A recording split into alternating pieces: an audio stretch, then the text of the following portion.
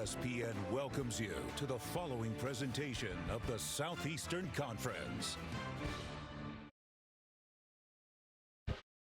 Moments ago at Alabama's Bryant-Denny Stadium, a moment of silence to honor the memory of a Mississippi State football player, Sam Westmoreland, who passed away this week.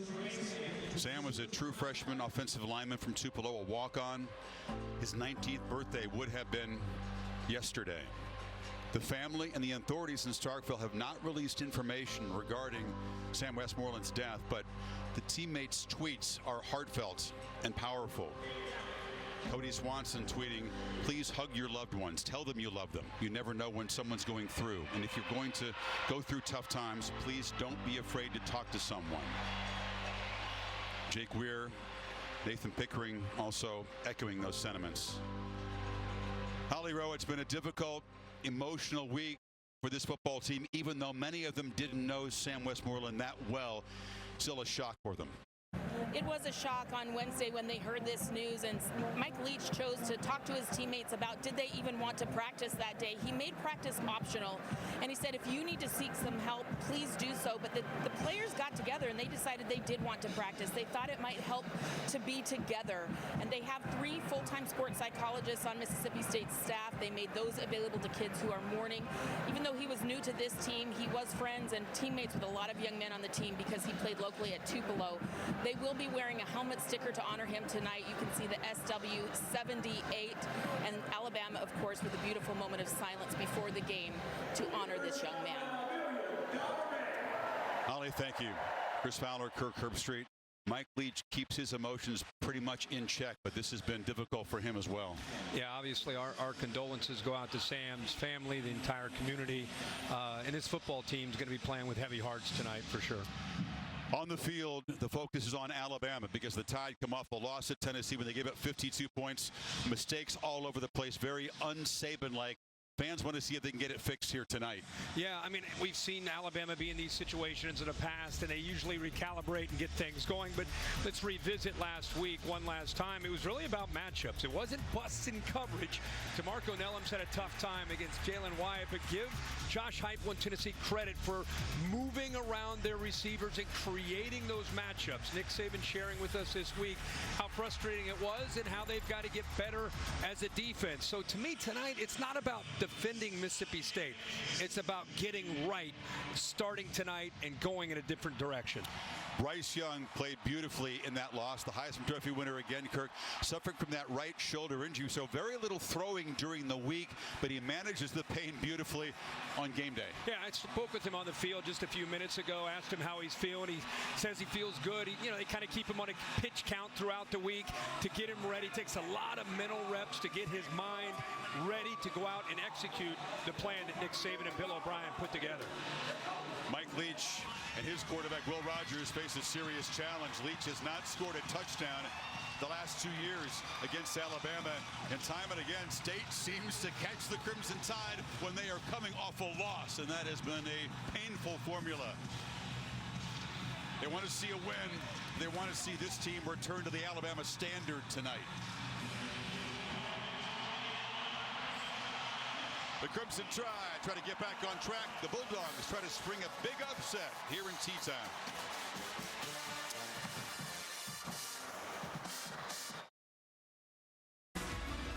And welcome to ESPN College Football Primetime, presented by Subway, in this presentation of the SEC on ESPN. Back down to Holly, who's standing by with Nick Saban. Coach Saban, you wanted to see a response from your leadership this week. What have you seen that lets you know they're prepared for tonight? Well, you never know if they're prepared, but we had a good week. I believe in the team. But it's time for us to respond.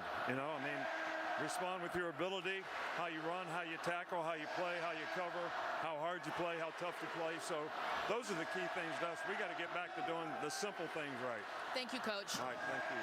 Focus on the pass defense, as Kirk said, reducing penalties, 17 of them against Tennessee, and it's been a pattern all year long. And there is Will Rogers. They'll get the football first. Kirk Leach always elects to receive when he wins the toss, and so this offense goes right out there against Will Anderson and company. Yeah, look at Mike Leach there, and he's not going to change no matter where he is and who he's playing against. Win the toss, take the ball. Most people defer. He wants it. Tulu Griffin is a dangerous return man to receive the boot from Will Reichard. And he'll let it bounce into the end zone. Chick-fil-A impact players tonight when the Bulldogs have the football. I would put a running back in there, but it's really about the receivers. When Mike Leach talks balance, he talks about the receivers. Herrera Thomas, number 0, keep an eye on him. Big, tall receiver. Caleb Ducking-4 also makes plays. Of course, Will Anderson could be the impact player of the nation. 31. Watch him tonight move to the inside and outside because of some injuries. And Brian Branch, because they'll play a lot of dime, meaning 6 defensive backs, he will be all over the place, number 14. Really going to have to try to help get this defensive backfield back on track. Can they protect Rodgers without their starting center? Quinston Sharp is out tonight with a knee injury.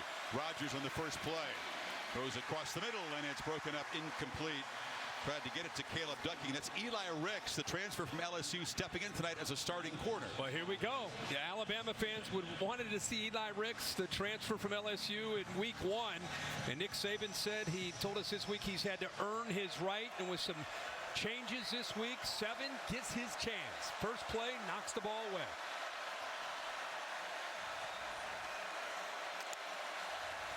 Second down handoff to Jacavius Marks. You can call him Woody. He is the feature back tonight. Leach will run it, contrary to popular opinion. They get about 5 yards there. And how about this? You know, with Eli Ricks, we're all excited to see him get out there. First play, knocks it away. Second play, Mike Leach challenges. Is this kid willing to come up and run support? And he comes up, gets run over a little bit, but at least there was a willingness to step up there. And the first third down of the evening. Bulldogs need 4.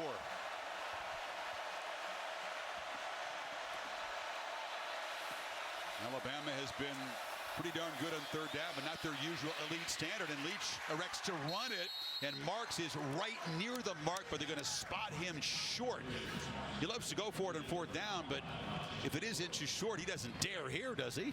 Well, he looks like it's one of those nights. He knows what Bryce Young's capable of doing, and even though he's going to quarterback sneak this, everybody knows he is, and it's just a matter of can he get it. No, actually, he gets. I thought he was going to. They're going to review and take a peek here to see about the spot. The previous play is under further review. Scott Walker, the SEC referee tonight, so have a chance to think about it and ponder. If you say it's a no-brainer call, go for it, sneak it. If you stick to his personality and who he is, let's take a peek here to see if he in fact gets to the 35 before he is brought down. I mean, he's right there on the line. Of course, it's easy when you start after a touchback. It is exactly the front edge of the paint on that 35-yard line. Bill LeMonnier, as always, with us in the booth. Bill, not easy to overturn calls like this, but do you see replay giving him the first down? Toughest thing is where the ball looks like it's on the line. Yeah. But where was the knee? Right. So right. This is going to be a tough one for replay. I've got him down just short. Well, based on the looks that we have so far, it'd be hard for them to turn it over. And right away, you just start thinking about if, in fact, he is still short. First of all, will Mike Leach kind of live up to his reputation and go for it? And secondly, we just go the simple way, the quarterback sneak. Here's a better look. It's still tough to see. Is that knee? And it just has to be on the left edge of that line as you look at it from this angle. It's the third play of the game, and we're getting in here real tight here. That's how big it is. When you play Alabama, every inch counts, even though it's the third play of the game. And what's he going to do? Well, I mean, you've got a backup center. Stephen Lasoya is stepping in for Sharp, who is the veteran of that offensive line. He's a center who had started 29 games for State. Not able to go, hurt against Kentucky. So you're going to try to sneak it over a backup center. Right. After review, the ruling on the field, the ball carrier short of line of game stands. After all that, what we expected, Bill? Well, remember, Alabama's banged up as well in the interior. DJ Dale is out. He's a great player in the middle, gets a good push. Jaheim Otis also out. So they're moving some people around. You'll see Byron Young get moved to the inside, a veteran. Here we go. From his own 34.5-yard line. He's taking a gamble early in the shotgun. Marks is the back. Not going to be a sneak under center unless they try to just draw him offside here. So he's going to try maybe fool him here. The center's looking back.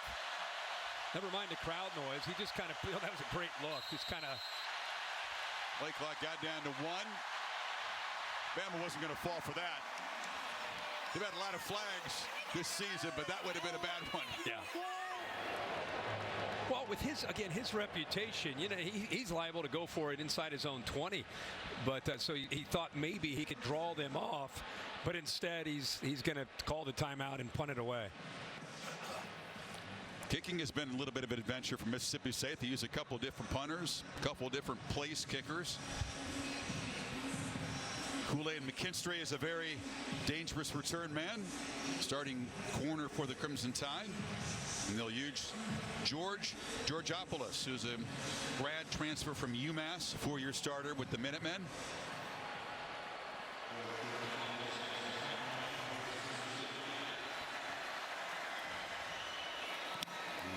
Kicks it with the point down. McKinstry waves for a fair catch and makes it at the 22-yard line. Here comes Bryce Young. He's a rare player, Kirk. Not everybody could go through a whole week, just take mental reps, throw very little, and go out and play like he did last week and how he expects to tonight. Yeah, the returning Heisman winner comes in with a ton of pressure, almost unrealistic expectations, and yet when you watch him play, it's like he's taking a Sunday stroll.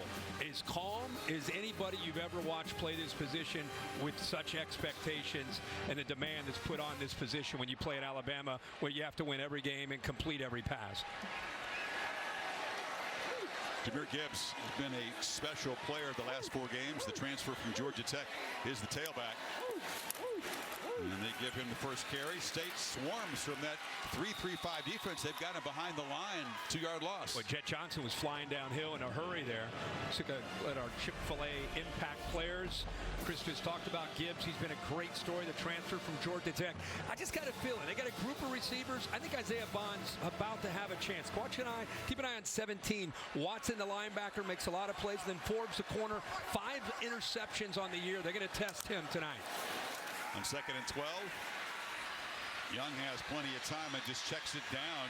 And Gibbs, who's an excellent receiver, did a lot of that in Atlanta and is a big part of the offense. Hasn't broken a long one, but they check it down too frequently. Yeah, and I think that's one of the things that they're going to try to do is Zach Arnett, the defensive coordinator. This defense has a reputation with that 3-3-5 to be aggressive and come after you, but they understand what they're up against. Gibbs walking over, maybe going to get checked out. But they rushed 3 that time, dropped 8, and forced the check down, taking away those deeper throws. There's a good look at Arnett right there, getting the defense called. Cordell Williams in spelling Gibbs on this play. It's 3rd and 5. They're showing pressure now. They bring it. But it's picked up. Initially, Young now checks it down. Inaccurate throw. That was Cordell Williams out of the backfield, and the Tide go 3 and out in their opening possession. They end up bringing the linebackers right here and out here on the outside. It's picked up for the most part, but look downfield. Try to find an open receiver. Nobody, so he checks it down, and that's on Bryce. As good as he is, he's got to take the time to obviously get settled there and make an accurate throw to give yourself a chance to convert. You know, see James Burnett punts it, and as they flag down as they snapped it, it bounces. And getting out of the way is Xavier Thomas. I think they had too many men in the backfield. Remember, that's the last thing he wants to see.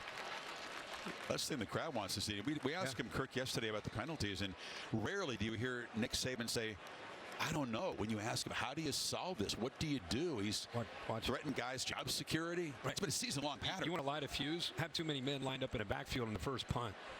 Illegal formation, kicking team. More than 4 players in offensive backfield. 5-yard penalty, 4th down. That does not amount to a super costly penalty. Well, here's your 3, and then you got a punter back here, 4, and then right here is your 5th. This off the line of scrimmage. Yep. It's just a mental error. I mean, you go through that every day since spring ball on punt coverage. Just not like Alabama with the penalties that have stacked up. I mean, obviously, this is more about getting a team locked in off of a loss that frustrates you more than anything. Not the 5 yards. 3 and out, and the penalty on the punt is not what Nick would have drawn up.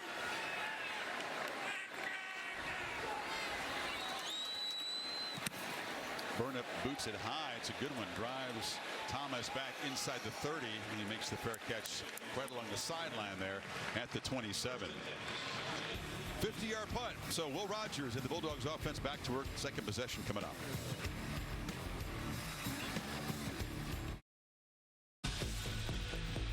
The home team spotlight presented by Verbo Vacation Homes. Tide trying to avoid back-to-back losses for the first time since 13 when they lost the Iron Bowl, then the Sugar Bowl to Alabama. Back-to-back regular season losses back to Saban's first year in 07.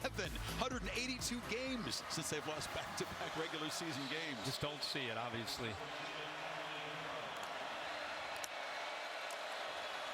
Marks has a little crease. And Woody Marks picks up about 3 on first down. Dallas Turner and DeMarco Helms combining on the stop. And Pete Golding, the defensive coordinator, Nick Saban, against his air raid with 3 receivers and on the right, 1 receiver to the left. You don't have a tight end, just 5 linemen there.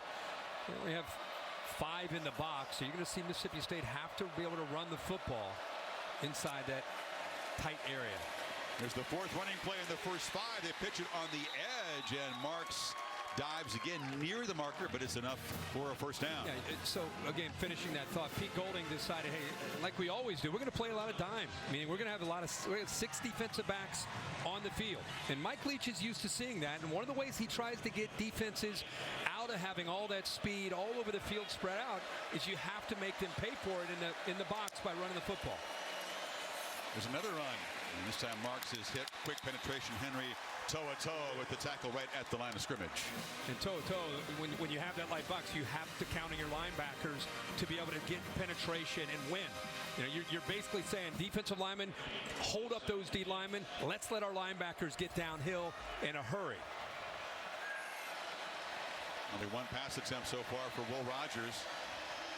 He's thrown 20 4 picks. Has good protection. Finds a man across the middle to the midfield, and that's Tulu Griffin. And second first down right at the 50. Yeah, mesh route underneath, and it's zone coverage. Usually you run a mesh, man-to-man, they'll kind of create a pick for one another. That time they just settled in the soft spot in the zone, and he sees him easily for the first down. Playing with some tempo here. Another quick throw. That's typical, right? The receivers and the quarterback need to be on the same page in this offense, right? And adjust. We've been all watching Mike Leach's air raid offense for so many years. The thing I always marvel at is he doesn't have a lot of plays. He can maybe pull out, you see his play sheet there. I mean, look at his play sheet and compare that to what you see from other play sheets around the country. It's just a little card. He's got a few plays, but the amount of route adjustments on these receivers, depending on the leverage of the defense, that dictates what the routes are. Simeon Price is the ball carrier, running hard. He's got an opportunity tonight. Dylan Johnson, their multi-purpose back, did not make the trip. He's out, so we'll see more of Price. And he's capable, very capable, good SEC back, has some quickness, has some power. Now Leach, if he doesn't get this first third, we'll go for it. Oh, yeah.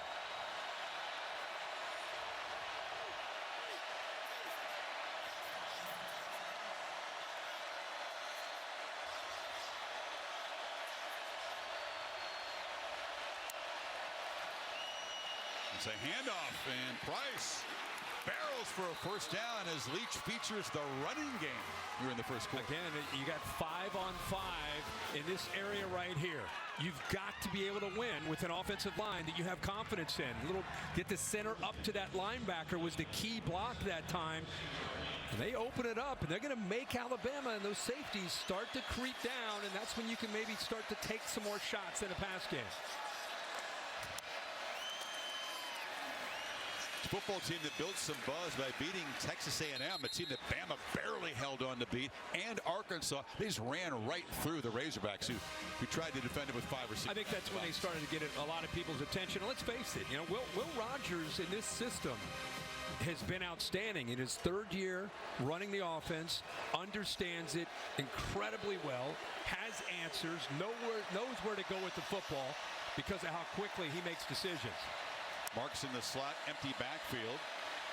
Rodgers pressured and finds a man, and that's his roommate, Austin Williams, the sixth-year senior. Great chemistry between those guys. You're going to work across. It puts a lot of pressure on the linebacker. Remember, they've been running the ball. Now all of a sudden, you got to match up underneath. And look at that separation against Toto. Really nice job. And I loved how Rodgers just kind of baited that pressure to him and then just led his receiver for the first down.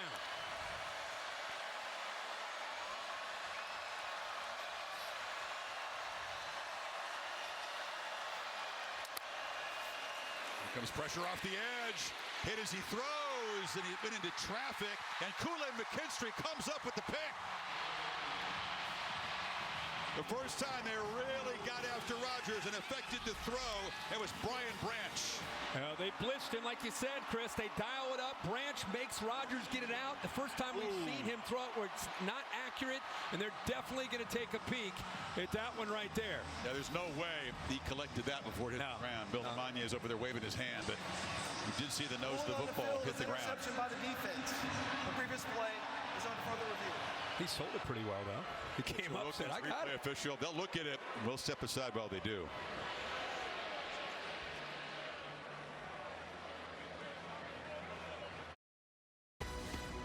ESPN College Football Primetime is presented by Subway. Try the all-new Subway Series menu.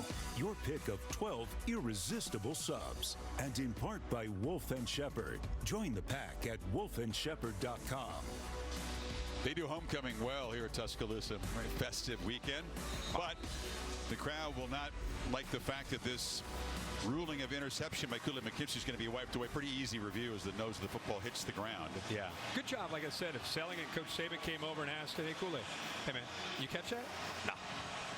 Can't lie to you, Coach. No, Coach, I didn't get that. So 2nd and 10 for the Bulldogs, still threatening here, just outside the red zone.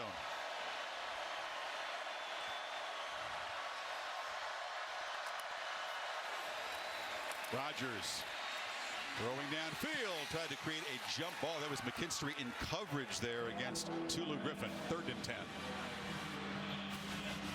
You know, those deep throws like that, you can underthrow that, make him come back to the ball. I don't think McKinstry ever found the football. He could have easily gotten a pass interference on him. They go right back to him and challenge him. It's the 12th play of this drive. I mean, Mike Leach has got to like this methodical drive, keeping Bryce Young on the sideline.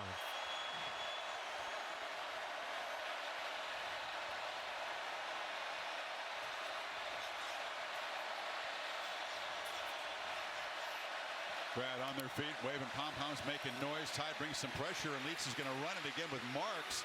This is kind of what you do when you go for it on 4th down a lot. It'll be 4th and 3 here. Yeah, he sensed that they're going to bring pressure. Remember, you've got Will Anderson and Dallas Turner who can dial it up. They also brought Toto, so he runs the football knowing that in his mind, this is 4-down territory, and it gives them a much better chance now at 4th and 3. Look at that sheet. Yeah, 4th and 3, you can get the ball out fast, right? And have a decent chance of you better converting. Give you an idea where Will Anderson is. He's to the right of Will Rodgers.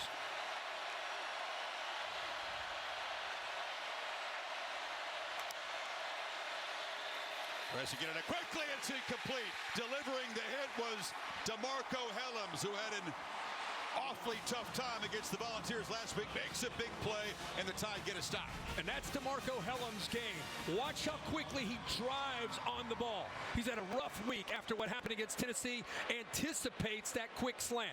That's great preparation by Nick Saban and Pete Golding and DeMarco Helms to come up with that 4th and short. The slant's going to come, and you're going to separate the receiver from the football. Did his job perfectly.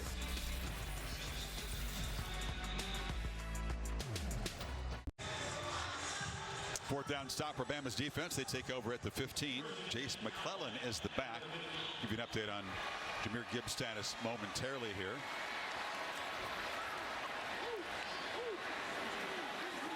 Couple tight ends off to the right side. They're going to roll Young that way, and he flips it down, and then it's McClellan out of the backfield. Nice play design, and it picks up 11 and a first down. Holly. Well, guys, Jahmyr Gibbs, who is everything for this offense, leads them in all-purpose yards, was banged up in their last offensive series. You see him after this play. Nice juke there, but after this, he went into the injury tent where I saw people take in extra padding and extra tape. We believe from a gesture we saw from a trainer that it is his shoulder. You saw him go down very hard on that. I'm told he can return. In the meantime, McClellan's got the handoff and a couple yards up the left side. Yeah, he leads the SEC in all-purpose yards. Gibbs has been a sensation, really, in the last 3 or 4 games. He has. I think, you know, when you take Jamison Williams off this offense and John Mechie from last year, they're not as electric on the outside. And with Gibbs coming in, he's become that guy, the game changer and the difference maker so far the first half of the season for the Tide. And more than 7 yards per carry. It's a big change from the running game a year ago when Brian Robinson was a workhorse, but not real explosive. Young runs up in the pocket and flings it downfield and has a man wide open, and it's Ja'Corey Brooks, who's got it deep in state territory. This is fantastic to watch with Brooks. He's right here, and I want you to watch him the entire time. And this is what a threat is with a quarterback looking left and then stepping up to the right. He's a threat to run. Watch the adjustment by the receiver downfield. We'll get back to it right after this. 40-yard gain, going quickly. It's JoJo Earl who bobbles it, collects it for a short gain. Yeah, real quick, you just see Brooks have to change his direction like an outfielder. He goes to the right. That's just improvising. And that's what, of course, Bryce Young brings. There's the threat that he might run. Eyes get mistaken. They start to look back. What's happening? And then the receiver separates when he's in man-to-man coverage. Gibbs back in the game, set far to the left of the formation. Good to see him back. Second down play against a 3-man rush. Young is going to roll away from the pressure. It catches up to him. He just flings it downfield and out of bounds. And Young knocked down after the throw. You're only rushing 3. You drop an 8. The big question is, can you contain Bryce Young? Can you force him to throw the ball? And that time they were able to with a good job eventually. Good coverage downfield, and eventually that 3-man rush gets to him and forces that throw. Every hit that Bryce Young takes, you kind of hold your breath. Oh, yeah. See if they dial up pressure here on this third down or continue with that rushing 3 and drop an 8.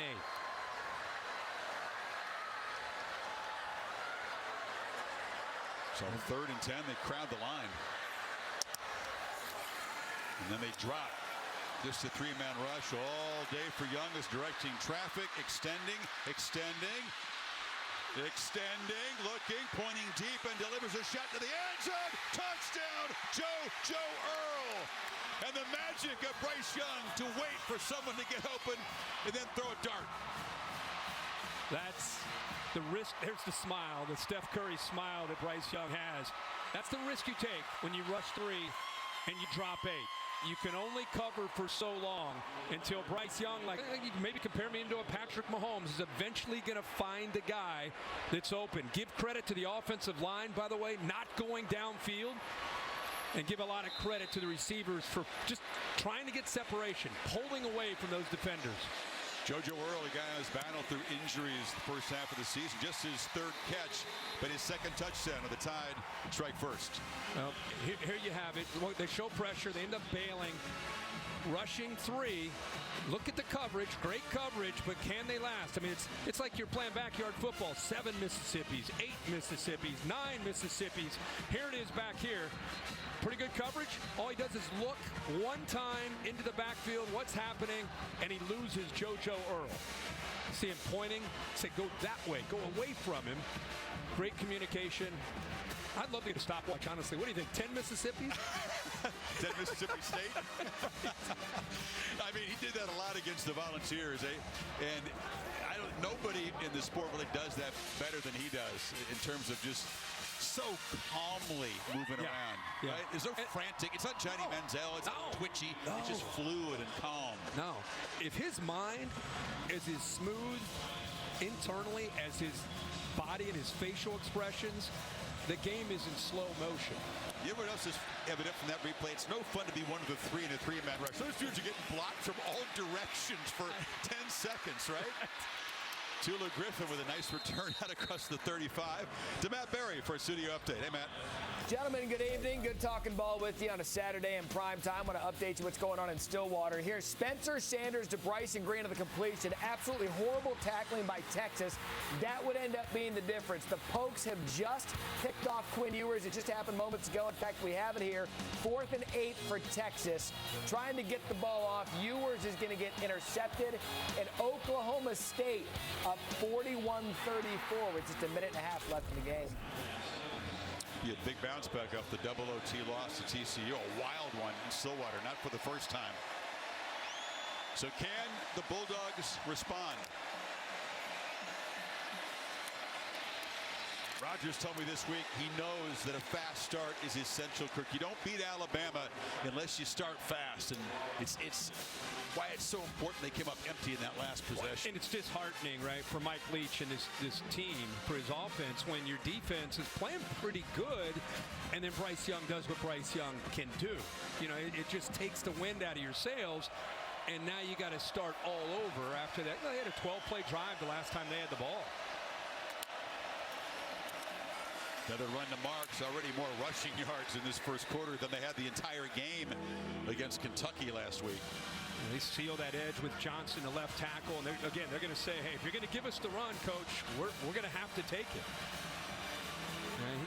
Well, that's bad news there as Marks, you see his left ankle helmet off, heavily wrapped coming into this game. I noticed there on the field, the left ankle, I don't know if that's what took him off the field or not, but he did not come in at 100% tonight. So Simeon Price on this 3rd and 4. And he's got the football, and he's got a first down and more. So Leach going against his tendencies, but taking what the defense gives him. They're in Bama territory. Watch the right side use this combination because Alabama, Will Anderson goes inside, and they communicate that perfectly.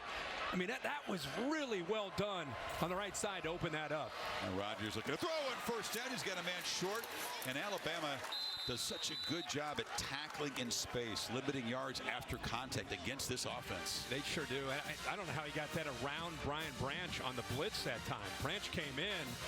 You know, they're trying to do different looks, playing pretty conservative. Maybe a few twists. That time they brought Branch, but Rogers got the ball around him. That's why I reacted. There was a dangerous throw. He got it out of there. Now they flip it underneath. And that's Will Anderson making the tackle on Price short of the first down. It'll be 3rd and about 1.5 yards. And we have an ISO camera like every crew that comes in here on 31. And sometimes you just don't even want to talk. You just want to let his actions just speak for him. There's Marks checking out. It's like his top of nose, maybe his nose, yeah. Another 3rd down. Already a bunch in this game. It's the 5th one.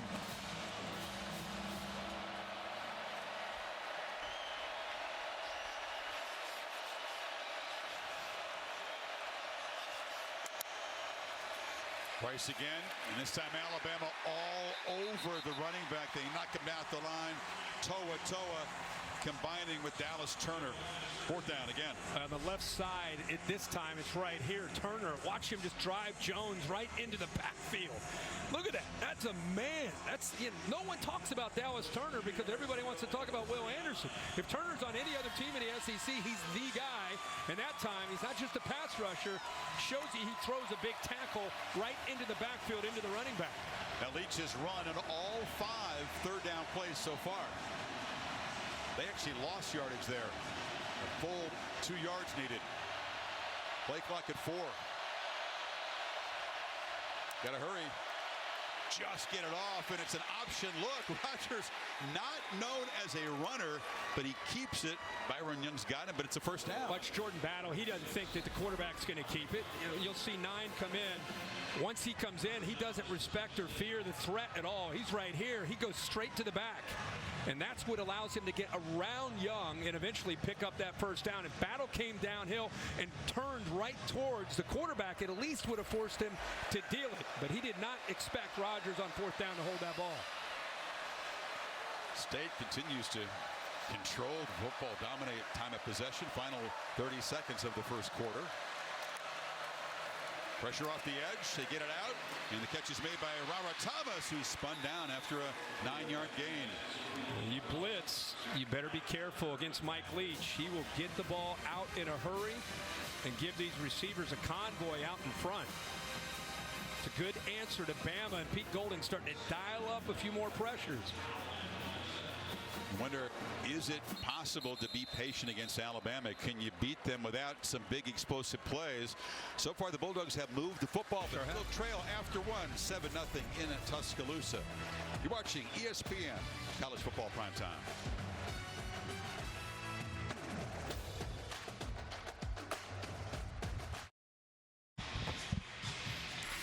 Set for the second quarter. ESPN College Football Primetime presented by Subway. This presentation of the SEC on ESPN. Well, of course, it's the ground and pound offense of Mississippi State and Mike Leach trying to level this game. Rush yards in the first quarter, Kirk, 57-1. Bama ran 9 plays in the quarter and ran it twice.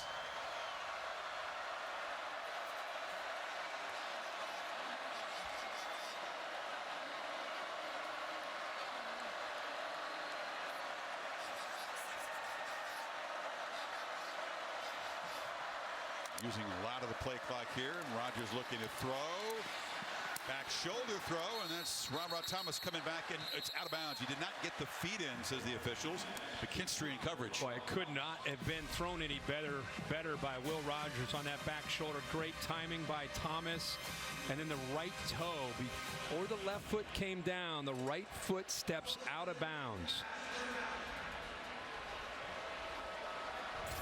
That close to a first down and big yards. Third one, yeah. Love that throw. That's a great matchup. They come back to that again. Yeah, into the boundary. Thomas is going to have to win against McKinstry tonight if Mississippi State's going to stay in this game.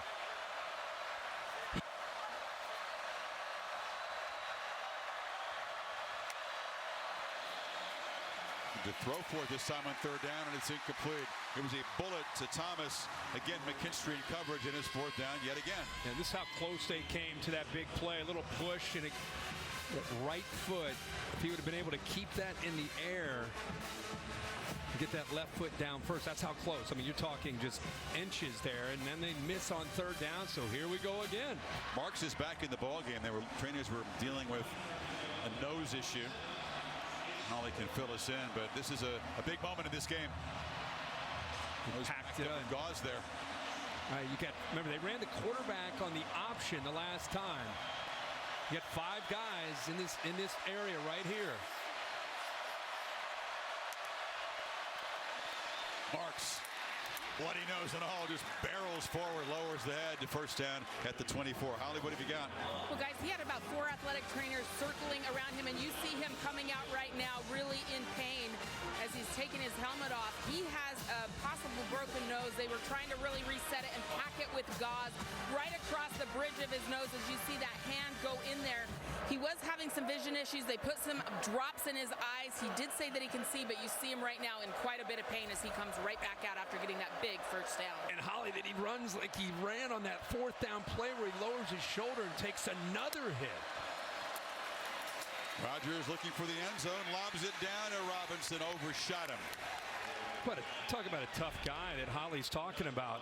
This is fourth down. He knows he's got to lower the shoulder. He's got his nose packed. He probably can't see very well, and that's a kid with a lot of guts right there.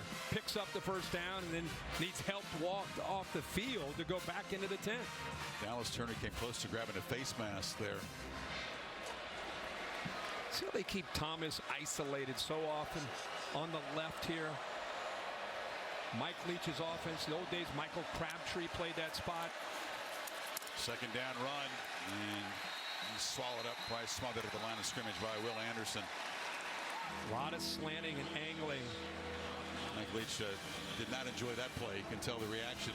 Now this is what it's tearing up that offensive line on these kind of plays. Instead of head up, they're shooting gaps. Brought Branch off the edge. Will Anderson, Tim Smith just slanting into a gap and able to get penetration. All right, Coach, you got 2 plays to get 11 yards here if the pattern falls. I go back up here. Careful of this safety. Rodgers looking to the right and tries to squeeze the ball into coverage, but Brian Branch got a hand up. Now it's 4th and long. Yeah, I think Branch is the closest thing that this defense has to having that elite defensive back that can do a lot of different things. That is great job. His eyes came back. Watch him right here recognize and get his head turned, and it allowed him to put himself in position to make that play. So a field goal try. Those are rare for State. Massimo Biscardi, transfer from Coastal Carolina from 44 yards. He's made the only attempt this season that he's tried. One of 2 kickers on this team. Tries to get the Bulldogs on the board here. And it is just going to doink off that left upright. It was fading. You wondered, could it hold on? Jeez. And they come up empty again. I mean, this game could not have gone any better for Mike Leach as far as keeping Alabama on the sideline, possessing the ball. That was a 15-play drive, and they come away empty-handed on both drives. Body language. 7-zip, Saban still up.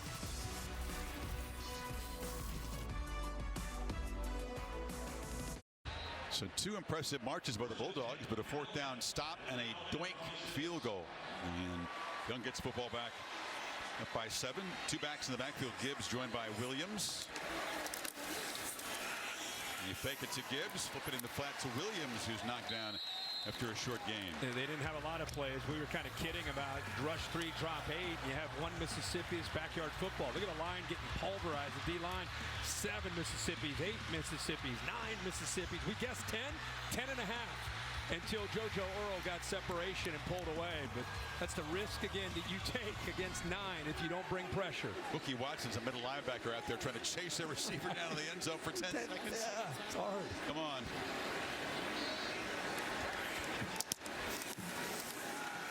Earl looked that way, and Young's going to fire back to the right side and check it down to Ja'Cory Brooks, who makes the catch out near midfield. 1st down. And this is how comfortable he is in full field progression. Look at his eyes left. He's going to work left. Does he like it?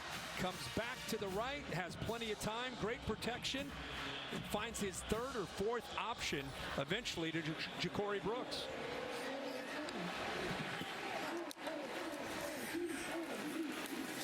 Price again, last time. 3-man rush again. Young just fires it into the turf. That time, good coverage, but a couple of flags in the secondary come in very late. And another flag where the quarterback threw it. Yep. 3 on the field. Now, they'll get definitely the quarterback, roughing the quarterback late. Jordan Davis was the guy. After he frustrating, right? When you're chasing him down Nice. forever. Eventually you get there, you want to hit him, but it's too late. Looks like there was a pretty obvious foul in the secondary as well. Could be 2 penalties on State. There are 2 fouls on the play. Holding. Defense, number 13. That penalty is declined. Personal foul. Roughing the passer. Defense, number 6. 15-yard penalty from the previous spot. Automatic 1st down. Roughing the passer has been an issue all around college football. They're calling it tighter, but not in the SEC. Boy, Young got roughed up a couple of times by Tennessee. You wonder if this is a reaction. That was not very much. No, it's just all that is how late the ball's thrown. He could have let up. But come on. Now, I'm with you, man. I mean, he got What do you want me to tell you, Billy? hammered. It's the world we live in Knoxville today. a couple of times. Oh, my Somehow God. there were no flags. How about that? I mean, that's a makeup call for Knoxville right there. That's what I feel like. Poor Mike Leach. Gibbs. Get another flag. Another penalty flag comes in as he muscles for about 7. You cover the NFL obviously on Thursday nights. It's a huge deal there. They've been some very controversial calls of roughing the passer, protecting the quarterbacks. They're trying to do more of that in college, and you agree with it, but you see calls like that and you go, oh my goodness. Offside. Defense, number 15, in the neutral zone with the snap. 5-yard penalty. 1st down. Yeah, he's the right defensive end that they call lined up Jack Harris in the neutral zone. You can see that Zach Arnett did not care for that call. I don't blame him. As if Bryce Young needs help. You know, I mean, you're doing a pretty good job, other than the one explosive play, of trying to contain their potential, right? And you can only do that so long. You throw in a few penalties, and now they're down inside the 35-yard line.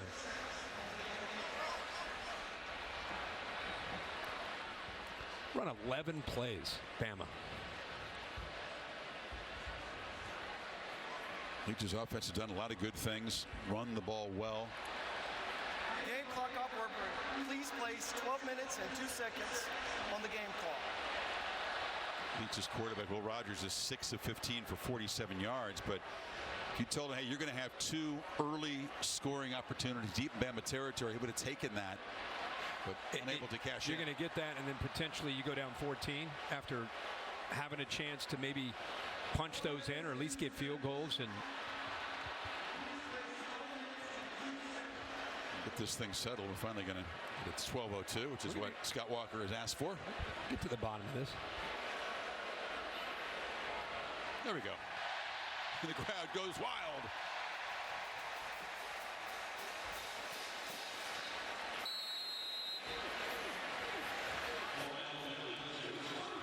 So here's a 1st and 5. Gibbs, -2 in his 1 carry so far tonight. Figured he could have a big night against this run defense, but looking to throw and taking a huge hit, and there comes a flag. That was Jackie Matthews laying the lumber on Isaiah Bond, the true freshman. This will definitely be looked at for targeting. Yeah, he's going to get thrown out of the game for this. I don't even know if you need to use the replay. That was so obvious. Full speed collision here too. It's almost like that's going to be one that Steve Shaw and Bill, they're going to keep that one for the offseason when they're trying to send out what targeting is and check every box. What not to do. Yeah. There it is. There it is. Everybody wants to know. I mean, he used his helmet. He actually aimed to try to hit the receiver, who is defenseless because the ball is getting there right at that split second, and he launched. So, Bill, that's going on the tape, I would assume. It will be, and that is a targeting call, no question about it. There's another aspect to look here. Because that hit, when he hit the ground, he lost the ball. So if it's a catch, you're going to tack it on. But if it's an incomplete pass, it's going to be they ruled it incomplete. Previous spot. Yeah. All right, incomplete would be the correct call.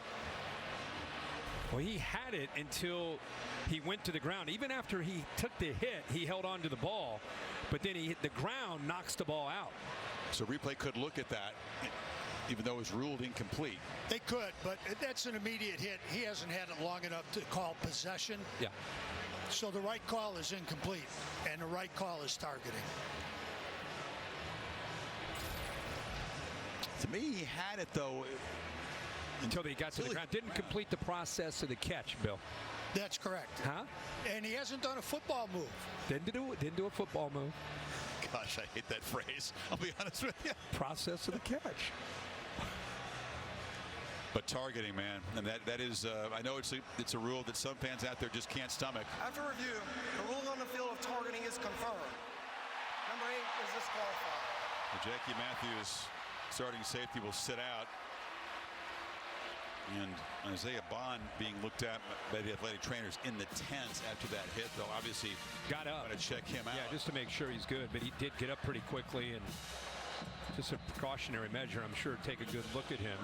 He's really a young true freshman out of Buford High School in Georgia with a bright future. They think he could be one of their next superstars. So the hat trick for the Bulldogs, penalties on the last 3 plays, roughing the passer, which was a shaky call, the offsides, and then that targeting. Tied back in the red zone here.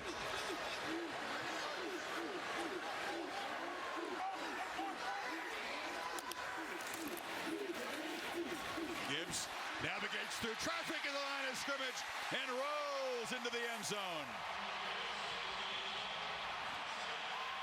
Hadn't done anything all night until that one. Spent some time in the tent. Now he's in the end zone. Ekiyor, 55 with a kick-out block. Watch the center here as well. Down court, just great execution. They're bringing pressure. They're bringing linebackers, and they're all picked up. Hat on a hat made it very easy for Jahmyr Gibbs to walk into the end zone. With Ekiyor and J.C. Latham, the right side of that offensive line, have done a great job this year. They're great pass protectors. That time opened up a big crease, and you said deflating. Sage played well. Their offense has moved the ball, but they are down 2 scores here in Tuscaloosa. The transfer from Georgia Tech finds the end zone.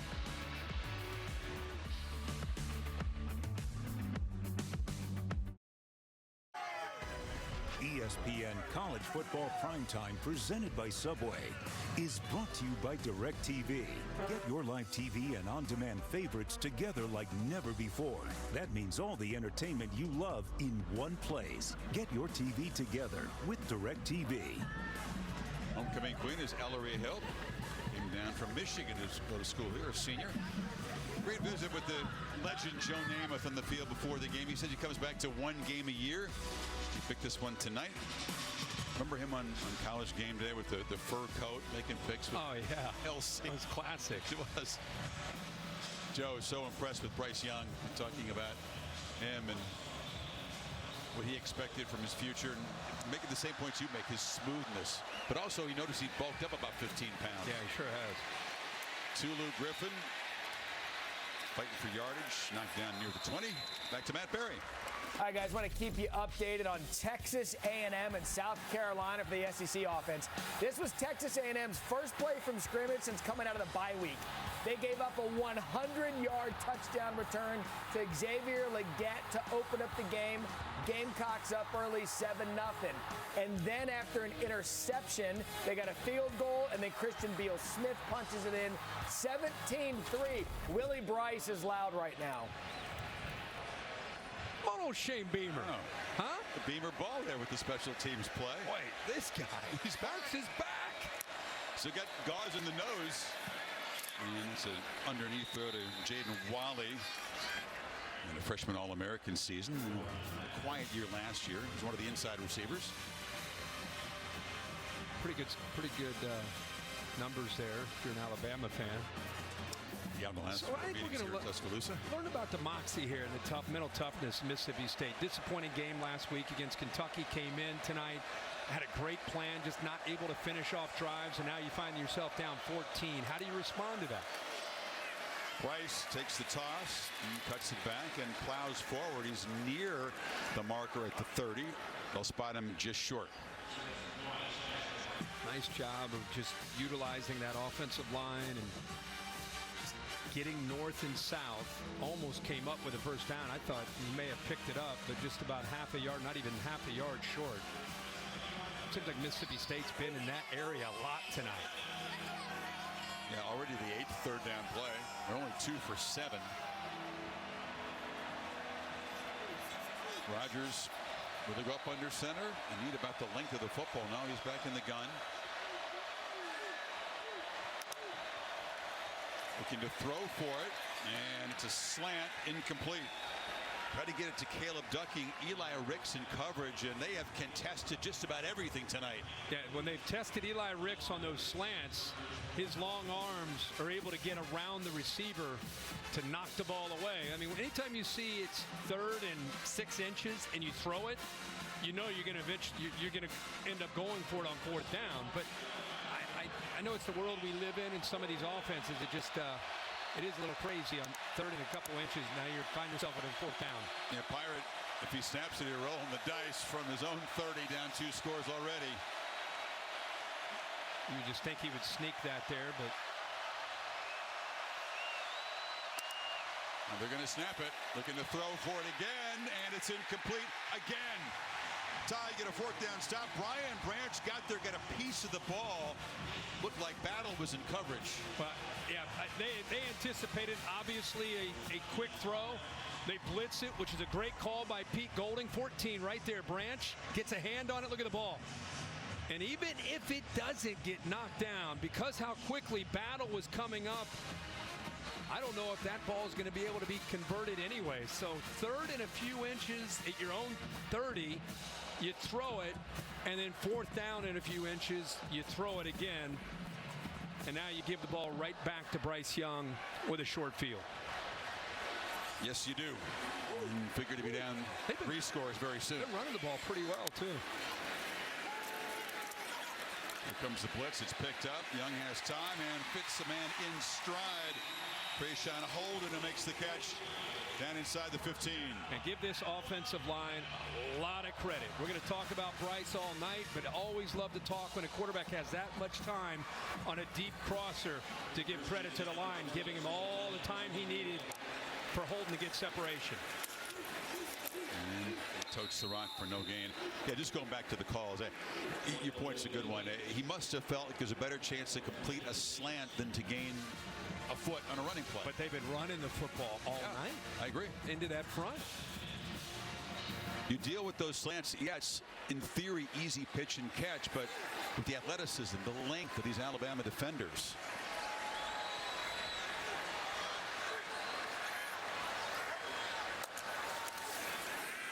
Young has time, checks it down. Williams takes a big hit, paid the price there. Emmanuel Forbes, top DB on this team, delivered the hit.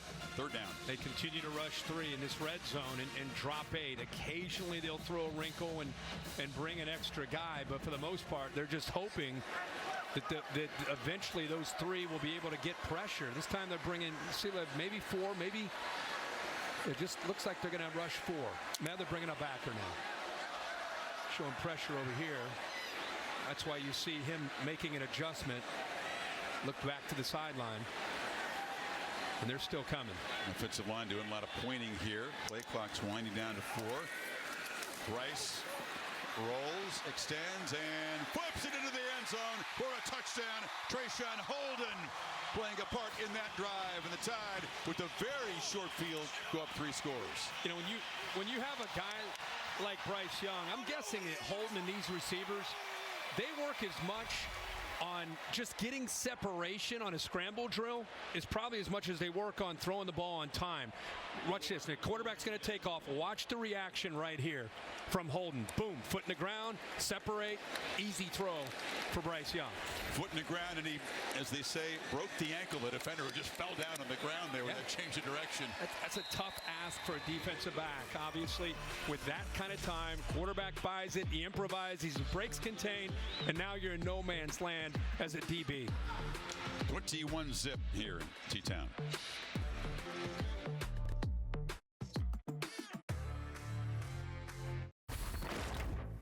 Matt Barron at College Football Studio. I want to give you an update on what's going on around the country. We've got whiteout conditions in Minnesota. Penn State rode the boat up 3-0 in that one. SEC Network, South Carolina, and Texas A&M. No points early on. UCF, East Carolina on the U, gentlemen.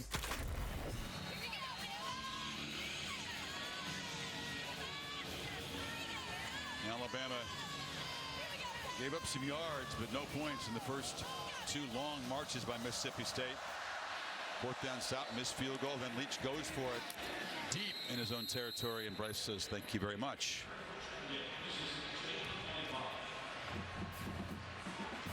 Well, Rodgers had a tough game in Lexington, and Leach said the entire offense and his quarterback were frantic. So he wondered how would they handle a much better defense in a very tough environment on the road tonight.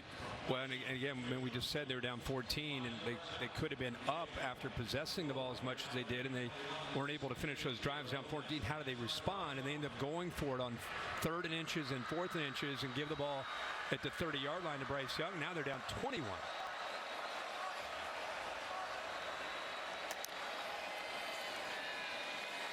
Rodgers, and a bobbling incomplete. He just has had no success when he's looked from 10 yards beyond the line of scrimmage today. They have not been able to push the ball at all. That's why you always see receiver coaches and offensive coaches saying, fight, finish the play. Robinson, you've got to catch. Finish the play. Now, give Eli Ricks a lot of credit. He's had a heck of a night, by the way. He did not quit on the play. He did finish the play and eventually knocked it away. Started 5 games at LSU. A lot of hype accompanying his transfer to Alabama. High expectations here. All-star offense, number 6. 5-yard penalty. 2nd down. And he's in because Terrion Arnold struggled a lot against Tennessee, so he gets a starting role tonight, and he's looking like a guy who's a pretty darn good SEC corner. Yeah, he wants a chance to get out there. You see the near receiver there, Calvin, just confused. Eventually they call that, but yeah, it's good to see Ricks get his chance and take advantage of it. And Arnold, who's got a great upside, is the guy he replaces. So behind the 6, they look to Thomas on a slant, and it'll be 3rd down yet again. And remember, this is an offense that until they got down by 14 and 21, it was really a mixed bag. They were running the football a lot. Then you get down 21. Then you have penalties. Then you get behind the sticks. And then you become one-dimensional. And then you put Alabama's defense in a very different mindset of what they are defending from where they were early in this game.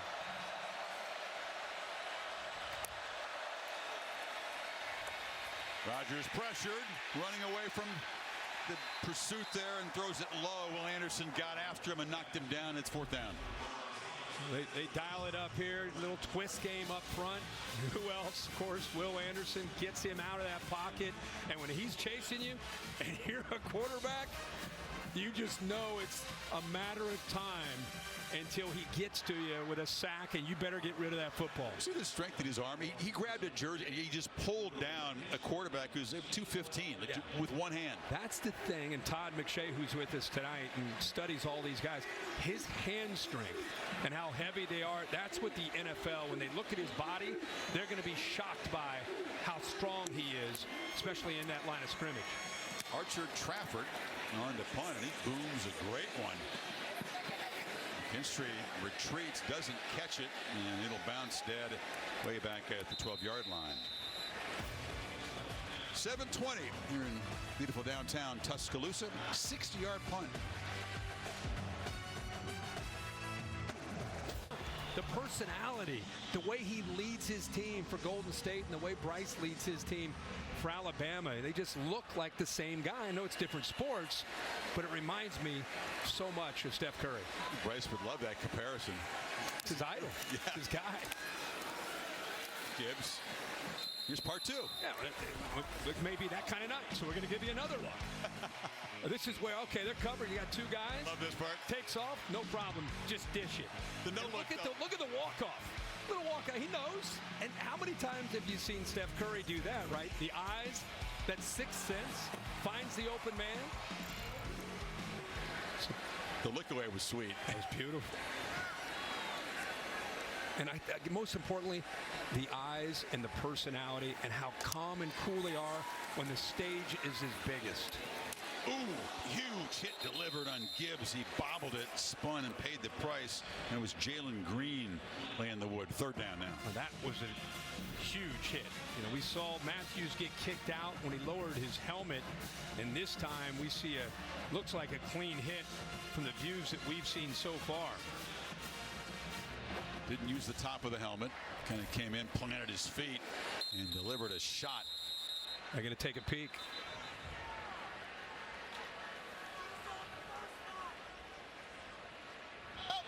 Replay has initiated a review for potential targeting. Seems like any big hit is going to get reviewed. You know, they stop them all. One we saw as a clear target. We thought it was targeting at the very beginning. Jackie Matthews has been tossed out of the game for his targeting earlier. That's a tough view of it right there. Mitchell Wilkins is the man in charge of the replay. This will be it right here.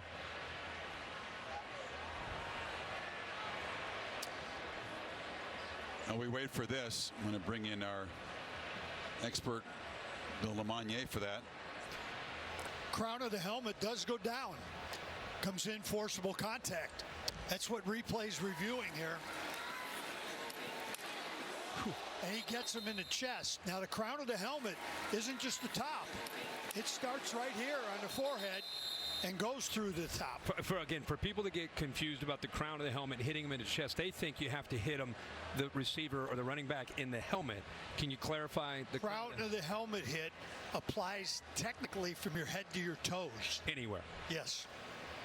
So it's more about the defender, for the fans that get frustrated. The defender lowering his head, he could hit him anywhere, not helmet to helmet, that type of hit. Right. Helmet to helmet is not one of the terms we'll use when we come to targeting. Right. It possibly could be helmet to helmet, but that's not the criteria. Different kind of play than the one that got Matthews disqualified. He just made a beeline for the receiver, and it was a clear targeting. This wasn't a lot like a lot of tackles you see in a football game. Right. Bang, bang, play. And he wasn't defenseless, right? Bill, would you say he was defenseless? He's still in the process. I'd have him defenseless, too. He was bobbling. He kind of turned, trying to make the catch when the shot was delivered. And it is hard to play defense. I get it on the first one. This one's a little tougher for me. I agree. And when the rule first came in, I used the thing to saying we tried to take Superman out of the game. This wasn't quite that Superman type hit. No, it didn't feel like it. It was a big time hit. I mean, it was a heavy hit. Here comes the verdict from the booth. After review, there is no foul for targeting. Result of the play is incomplete pass, 3rd down. So Jalen Green stays in the game. I think we have collectively not much issue up here with the two targeting reviews. So Young faces a 3rd and 9 here.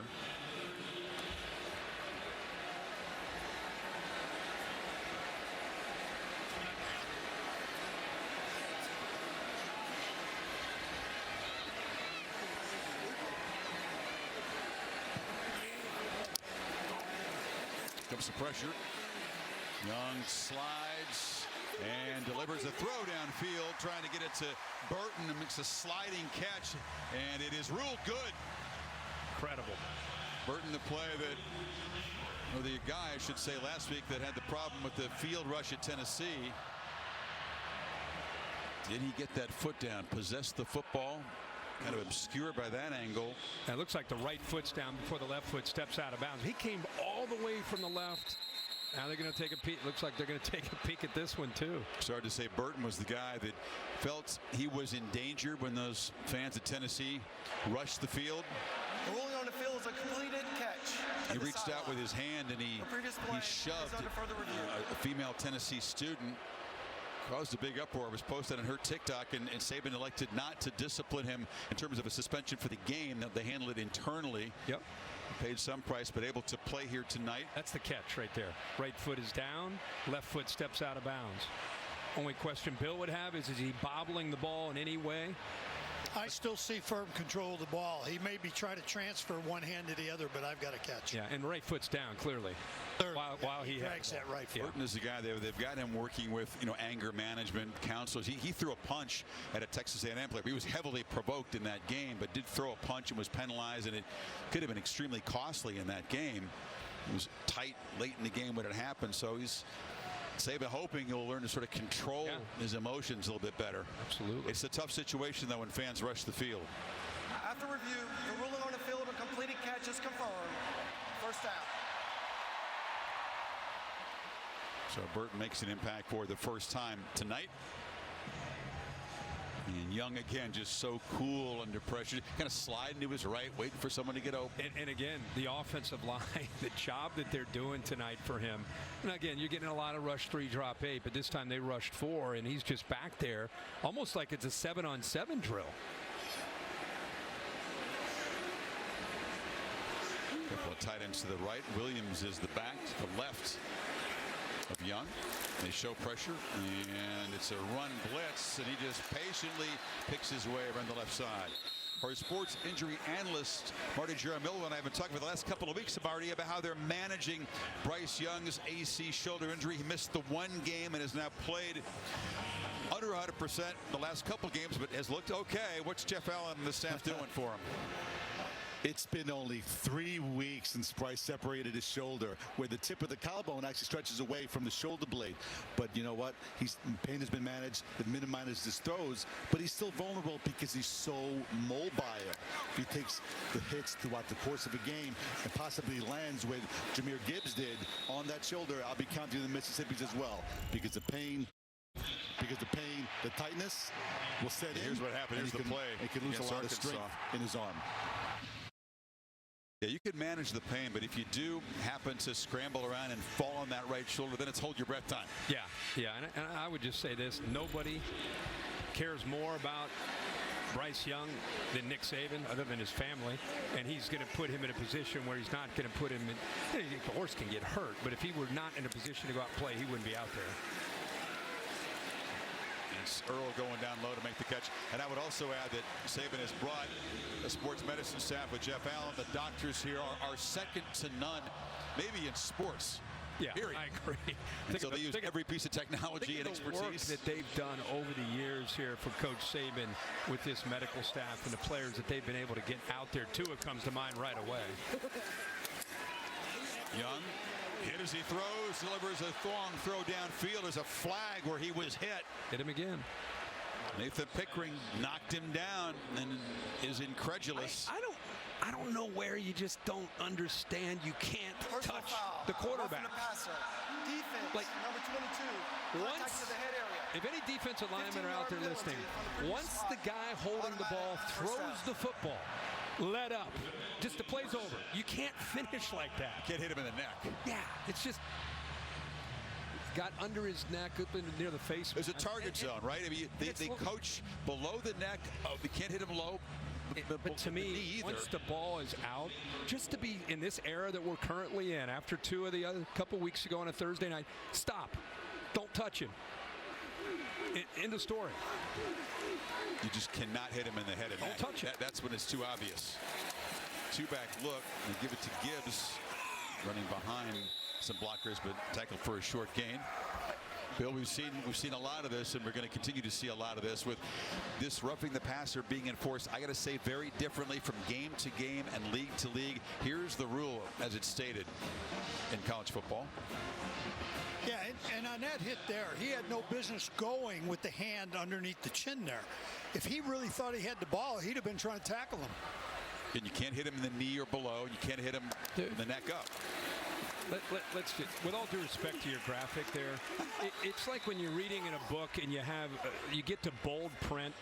Right now, because of what's happening in the NFL and in college football, it's as if that graphic, can Bill redo it and put it in bold print, because it's intensified. Every game you watch, we're like, what's going on with the court? So if you're a defensive coordinator, tell your defensive lineman to lay off the quarterback. I mean, if you get to him and he has the ball, hit him. But if he throws the football, don't touch him. Especially in the context of what's happened, because you're saying it's obvious, but then again in the game in Knoxville a week ago, it wasn't called. I'm sure they'd love to have that call back. Young trying to escape the pressure again. Gets bumped a little bit after the throw. No flag this time, but here it is. I mean, it's a rough and tumble game, and there was nothing called on this play. Yeah, this is crazy. Ball's out. Think about what just has been called tonight, and how in the world Big Fella 2-1 doesn't get called for that hit. Bill, what are you doing? Watch how he pinballs him, and he gets up. The offensive linemen are distraught. Young is smiling about it. Well, that's his style. But Yeah. Bill, did they apologize for that? Well, I don't know about You didn't that. hear I'd admit if I was the referee, I'd admit I missed it. Yeah, you would? Here's a moment for Alabama, because Will Reichard has struggled a bit kicking field goals. Missed a couple against A&M. Missed one that would have won the game in Knoxville, but drives this one from 50 right through. And that's a positive sign, because going down the stretch, these games get tight. Oh, yeah. Reichard's been rock solid except for the last few games. You want to have him with full confidence. Yeah, but you just can never replace the pressure kicks. You know, when you're up 21, it's a different. True. He's so capable, but you're in Knoxville, and it's just tight, concerned, game's on the line. I know. Different kind of kick. He barely missed it from, what, 51? Oh, he's so good, but it's mindset. I got you. Back to Matt Berry. Matty. All right, guys, coming up with the Mercedes-Benz halftime report. It's a great day to be a Tiger, whether you're LSU or Clemson. We'll get highlights of both of those, plus a marquee day in the Big 12. Some good highlights, including that TCU game, Kansas State game going on right now. And the Buckeyes, boy, they continue to roll. Then again, Iowa, they only score points on defense. Simeon Rice takes the kickoff and darts back across the 35-yard line. 2:48 and a half, 2 timeouts for Leach. We have Todd McShay here, and he's down on the field marveling at a lot of things, whether it's Will Anderson, but especially Bryce Young. And Todd, what are you seeing tonight? I know you have incredible thoughts about him and his future. Yeah, it's so much fun to watch Bryce Young on the field, because I'm only 6 feet tall and he's, what, 5'11", and standing behind these offensive linemen. If you're going to be a shorter quarterback in the league, you've got to be able to find windows with your feet, maneuver around. He does it so patiently. When do you see him get a ball batted down? Right. And then the anticipation that he has, Kirk, is remarkable. Here comes the pass rush. And it's Branch on the blitz, knocking Rodgers down. Todd, we'll get right back to you, but Branch, this has been Pete Golding's call tonight. Not just bringing Anderson, but you can create one-on-one chances for Anderson, who's inside of that, by bringing that pressure. The back you saw the back. The back went right to Will Anderson because of the concern there, and it frees up Branch to be able to get home. Second sack for the guy that plays the position they call the money position. Second and 15, and downfield shot, and again, it's a contested throw, broken up there by McKinstry against Tulu Griffin. 3rd and 15. Todd, real quick, just want to go back to you. There's so much talk about, and this isn't about just the NFL. You and I kid about that all the time, but his size, you look at these guys in the NFL, they're not necessarily the Peyton Mannings and the Tom Bradys anymore. These undersized guys, there's a place for them. Is he right on the edge when he goes of being that top pick, one of the top quarterbacks out? I think it comes down to he and C.J. Stroud from Ohio State, and it's really not the height, it's more of the frame and the durability long term. But the people I talk to in the league, if you love them, you're doggish on Bryce Young. Rodgers throws it away. 195 Bryce is. He was 170 barely when he got to Alabama. He could still, though, add a little muscle, add a little bulk, and try to brace for what he's going to see on Sundays. And no doubt about that. And I think he does have the frame to be able to do that. And some of these guys just know how to avoid big hits. He reminds me of that kind of guy that's able to avoid contact, get down whether it's out of bounds or sliding underneath to those big hits. But the direction the NFL offensive schemes are going, he fits in perfectly. That somebody would be waiting to build their offense around his skill set. A guy, Archer Trafford the 5th, is back to punt the football for the Bulldogs. Get that V on the jersey. Not something you see a lot. You see the 2s, you see the 3s. You don't see a lot of Vs. No, you never see a V. And a 56 and a mullet all in one. Stetson Bennett the 4th. Is he? I think he's a 4, right? Yeah. IV? Yeah. Tomorrow morning on Sunday NFL Countdown. One-on-one with Daniel Jones, the G-Men. After the best start in like a decade, forever. Monday Night Football. Bears in Foxborough take on the Patriots at 8 o'clock Eastern. Deportes. The Manningcast is back over on ESPN2. Darren just made a good comment about, my spotter, Darren Brown, just made a good comment about, you combine Mississippi State with this air raid offense, and you go 3 and out, and you're going tempo, and it's not working. And now you give Alabama the ball here near the end of the first half in great field position. Yeah, the 16-yard punt by Ole Archer sets the tide up. They've scored on their last 4 possessions. 3 touchdowns and that field goal. First down throw into heavy traffic. That was Kobe Prentice. The freshman has had a terrific start to his college career. Hit behind the line. Holly? You guys are talking about Bryce Young and getting beat up. That shoulder injury is still a situation. He didn't throw practice on Thursday. They're keeping him on a pitch count during the week. He's doing a 24/7 rehab. He's got machines that he has taken home to his house. He knows how to use them. He uses them overnight. How about the battery-powered stim unit that he says he wears to class? Yes, he is wearing a neuromuscular stimulator unit to class. He's using ultrasound lasers. He's doing table work for 5 to 6 hours a day with his rotator cuff to keep it strong. They said the biggest thing to do right now is minimize the swelling and the soreness. Athletic trainer Jeff Allen gave me a complete breakdown. The other thing that they're trying to do is to maintain his mobility and strength. So even as he's not throwing and taking that pitch count off, that he's staying strong with that arm. So 24/7, 5 to 6 hours a day in the athletic training room, but at his house he has several different types of machines, and they've trained him on how to use it complete. One of them is called an Inter-X machine that he's using on the sideline as well. I got too much information. I'm just going to stop now, but I have a lot. Holly, you're on a roll. That's Marty Jaramello's world, and we were talking earlier. He's marveling at what the tools they now have 24/7. Can you imagine electrical current with what Holly just said? And he's got a bye week next week before LSU. He really can get after that rehab. Yeah, no more slacking. We got to ramp that up. Right.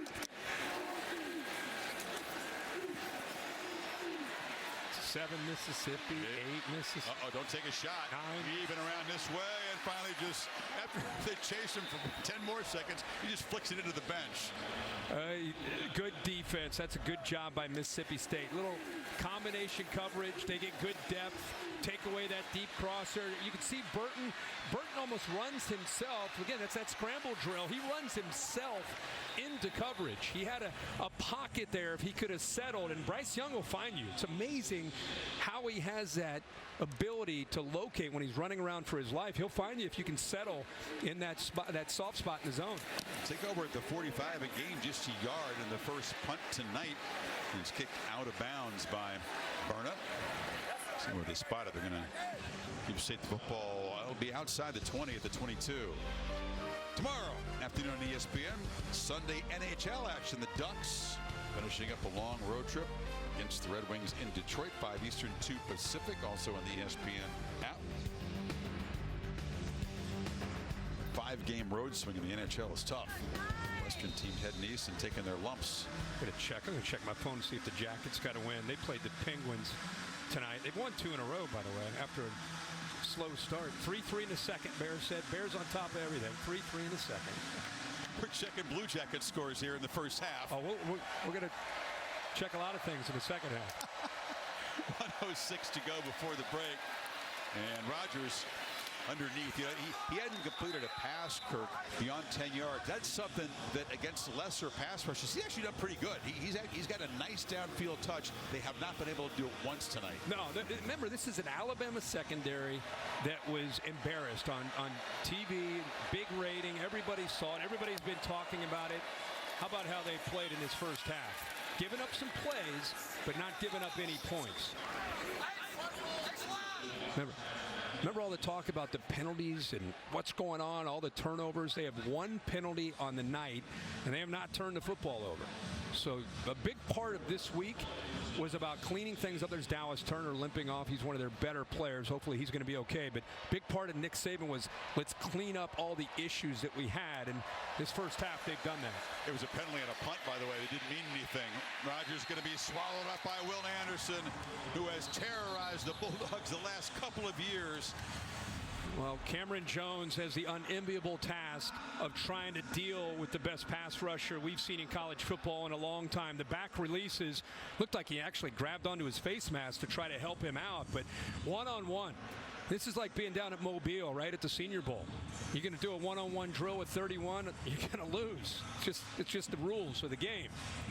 The back release, usually they've been chipping to try to help. You get isolated out on the edge, a big tackle. Will talked about the joy of sacks. It brings him great joy to get the quarterback down. And just want to 3 all-time in tackles for loss at this school. Just want to say this about him. One of the most humble superstars you're ever going to come across. Love to see his work ethic, a leader. Every intangible you can think of, 10 out of 10.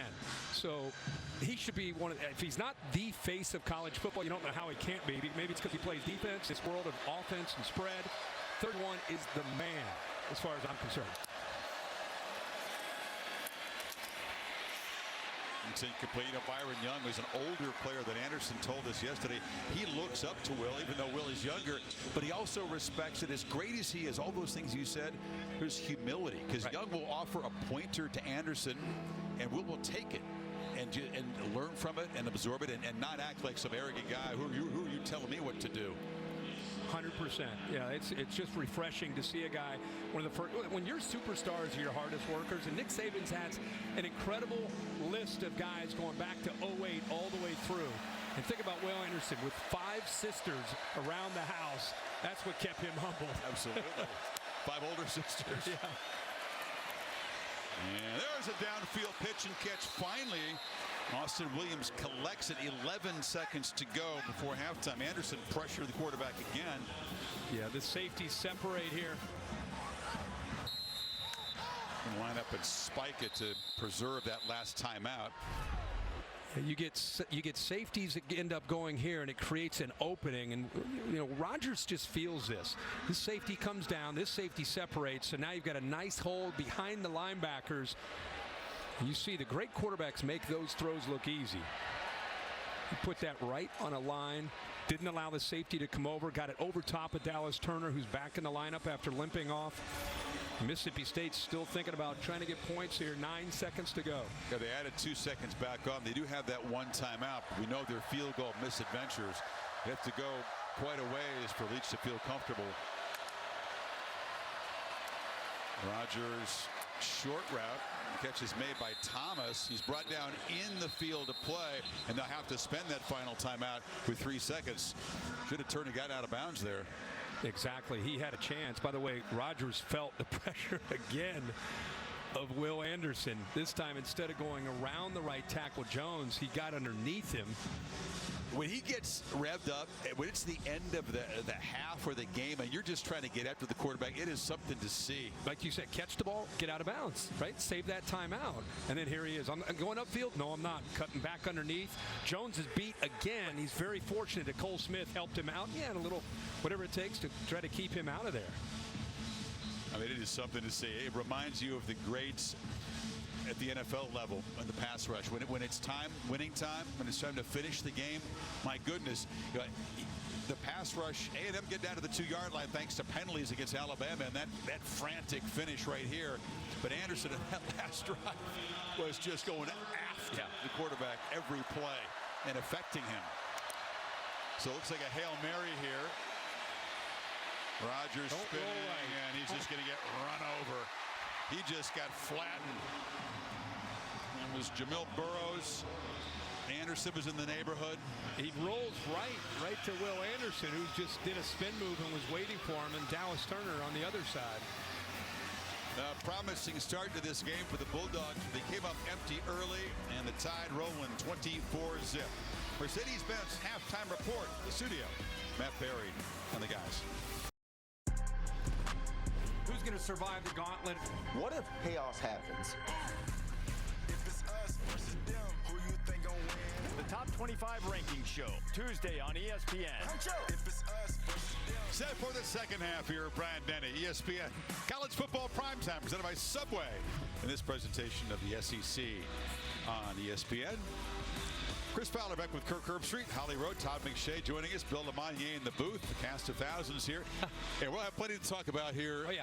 All kinds of topics in the second half because Alabama has this thing under control. And for the last 10 quarters now, 2.5 games, Mike Leach still looking for that first touchdown against Alabama. And what's frustrating for Mike Leach is the game at the beginning couldn't have gone any better. I mean, they drove the ball down the field, had a 12-play drive, turnover on downs, had a 15-play drive, missed a field goal. Bama was on the sidelines. They had the one big play by Bryce Young, but other than that, and then it just the tide turned. And you wonder again how they can keep their focus and their belief that they can get back in this game, especially when Bama's going to start with the ball.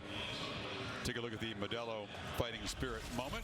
Yep, and a lot of it has to do with, if you miss this, what Bryce Young's able to do. We've seen it last year, we're seeing it again this year, the awareness to find these open receivers. Pay attention when he's extending plays, how the receivers do such a great job of adjusting to him and getting an ability to separate from defenders, accuracy on the move. He's as good as there is. So comfortable in that kind of throw. We're going to bring Todd in here in a second, but just more of the same from Bryce Young, trying to get this Bama team back on track after last week's loss in Knoxville. See the downfield numbers overall. Young 15 of 20, buck 74 and 2. And escapes and is brought down. Todd, what are you seeing from field level? I just, you look back to last year, he wins the Heisman Trophy. He's playing better football this year. You think you're going to, rush 3, drop 8 on him. He's the wrong guy that you think is going to create his own pressure in his mind. There's no chaos in his mind. Everything is so calm and poised. And you said he won the Heisman last year. Very few guys have been able to follow up a Heisman season and not feel that pressure and not feel compelled to compare their numbers to last year. Right. And Todd, think about this. Bill O'Brien, who's worked with some of the greatest, currently in the NFL with Tom Brady, obviously in New England, even Deshaun Watson when he was getting things done at Houston and playing such great football. He said this quarterback is as talented a guy as I've been around, as committed as any guy that I've been around. I think that says a lot about his potential and his future. We'll get your reaction to that after this play. Bill O'Brien next to us over here, backward baseball cap flipped around, just dialing up plays, and it's all working right now. That's Jermaine Burton across the middle. And Bill looked at me and said, listen, this is what you do. I'm just telling you, if I'm a team trying to rebuild and I've been there, this is the guy I want to bring in. He goes, I know there are other guys. There's C.J. Stroud from Ohio State. A lot of people love Will Levis from Kentucky, but he's the guy that can do it for you. He would know. He's a little biased, but I think a lot of guys would share his opinion. Put it on the tape and you see it. Yeah, and where Bill O'Brien is, by the way, next year or the year after, who knows? I mean, Bill O'Brien's going to be a wanted commodity that has done a very nice job of kind of resurrecting himself, as many do when they get let go at another job. They come to work for Nick Saban and get things right and then become a wanted commodity, whether it's a head coach in college, maybe a head coach back up in the NFL. He's going to be somewhere soon. He's used to having quarterbacks throw a lot during the week. He told us that Mac Jones, threw a ton when he was here. And there's a downfield shot and overthrown. As we take a look at Todd's top prospects. I'm struggling a little bit, I'll be honest, with Stroud and Young. I've got them right there, 3 and 4. Jalen Carter, obviously a stud in the interior. Will Anderson, we've seen tonight and over again what he can do. But it's going to be interesting. As I mentioned, Will Levis has a lot of love from NFL scouts. I don't see him at the same quality, the level that I see from Stroud and from Bryce Young. They're different quarterbacks, but like you've talked about all night tonight, Kirk, he is so calm and poised in everything he does. It's a unique, special trait that Bryce Young has. Yep. And it's really all we've ever seen from him. I don't think we've ever seen him uncomfortable or panic. Even last week against Tennessee. The game didn't go the way he wanted, but it's just his personality. Runs around and flicks it downfield. It was over the head of Cam Latu, who has not been involved in the passing game yet tonight. 4th down now. It's a good job by Mississippi State, staying that time on tight coverage. Sean Preston that time was isolated, and we've seen when he scrambles how tough it is to, as they say, plaster that receiver. That time it was the tight end Latu, but the safety's able to stick with him to get Alabama off the field there. What he's done, though, to follow up on that point, O'Brien likes his quarterbacks to throw a lot. Mac Jones used to throw maybe 200 times on game day, from the warm-up to the hallway tosses. Not all ripping throws, but to do this, he compared it to a golf swing. Yeah, you're throwing 1,000,000 balls, but to not do it during the week, it's still tough. Like Bryce making it look easy.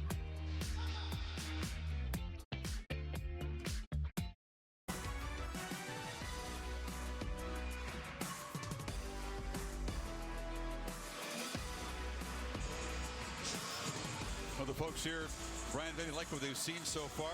The AT&T 5G Skycam zooming over the $100,000 here. What they've seen is just one penalty for Alabama for 5 yards, no drop passes, and much better pass defense.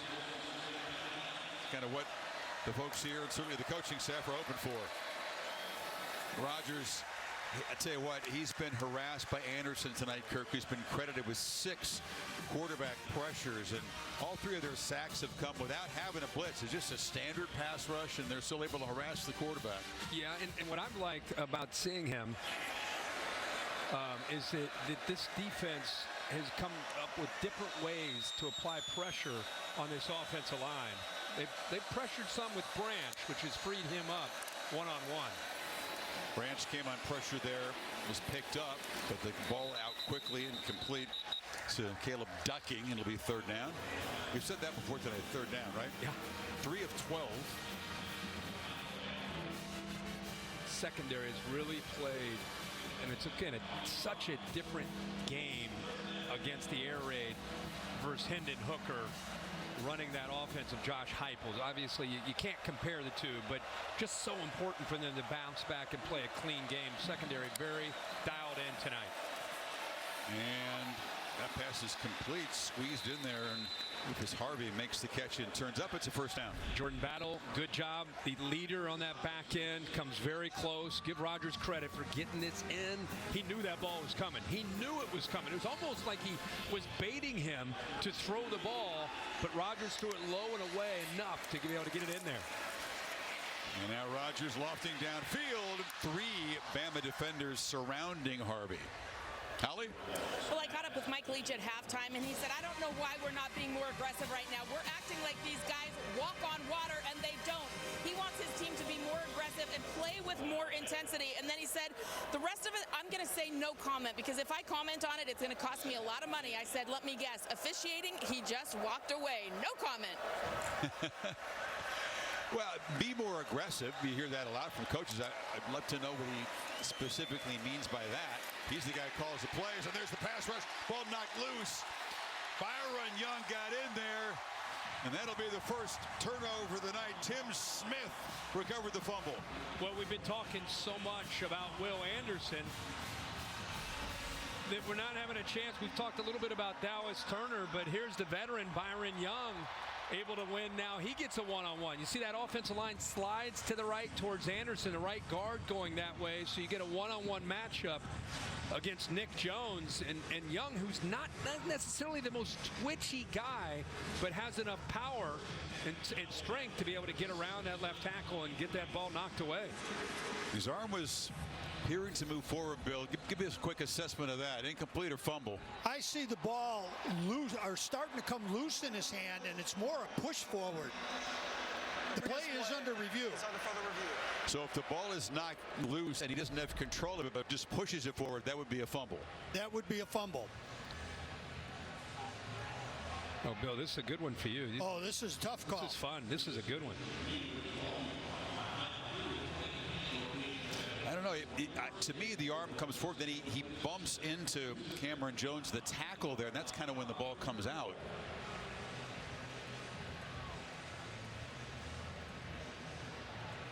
Bill, what do you have for us? Well, I tell you, I hate to say it. You love putting him on the spot. I love when he hesitates. I mean, your point about that he hit his own guy with the ball as his arm came forward. If the hand and arm are coming forward, then you've got a forward pass. Do you need to see something that's super clear because the call on the field was fumble? It has to be indisputable video evidence. A couple of views, I was going fumble. As I saw that last view there, I've changed my mind. I'm going to go with pass. Well, the anticipation builds here. This is going to be good.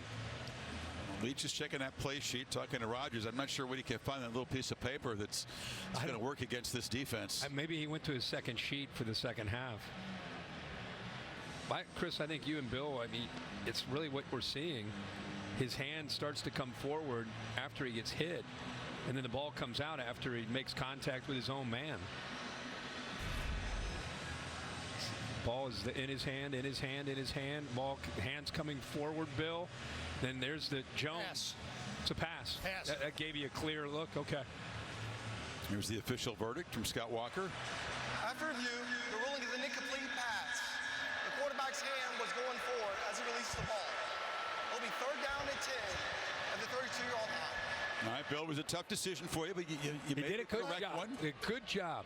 I had good coaching from That's guys. not easy. This is like the replay center with my command center next to me. Oh, come on.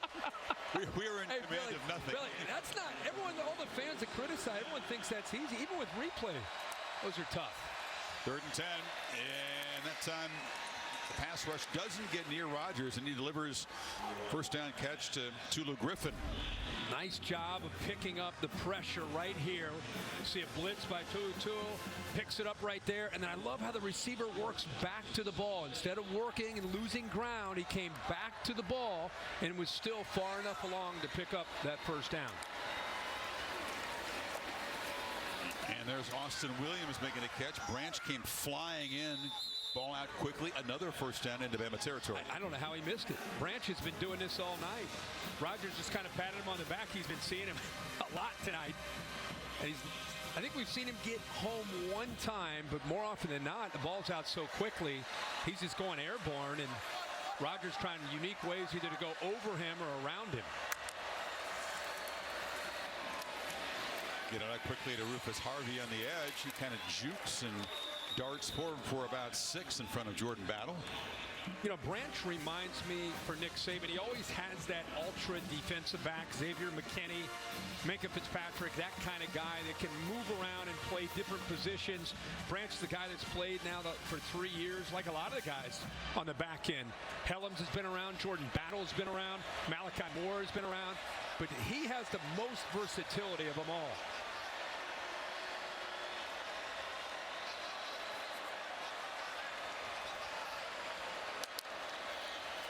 2nd and 5.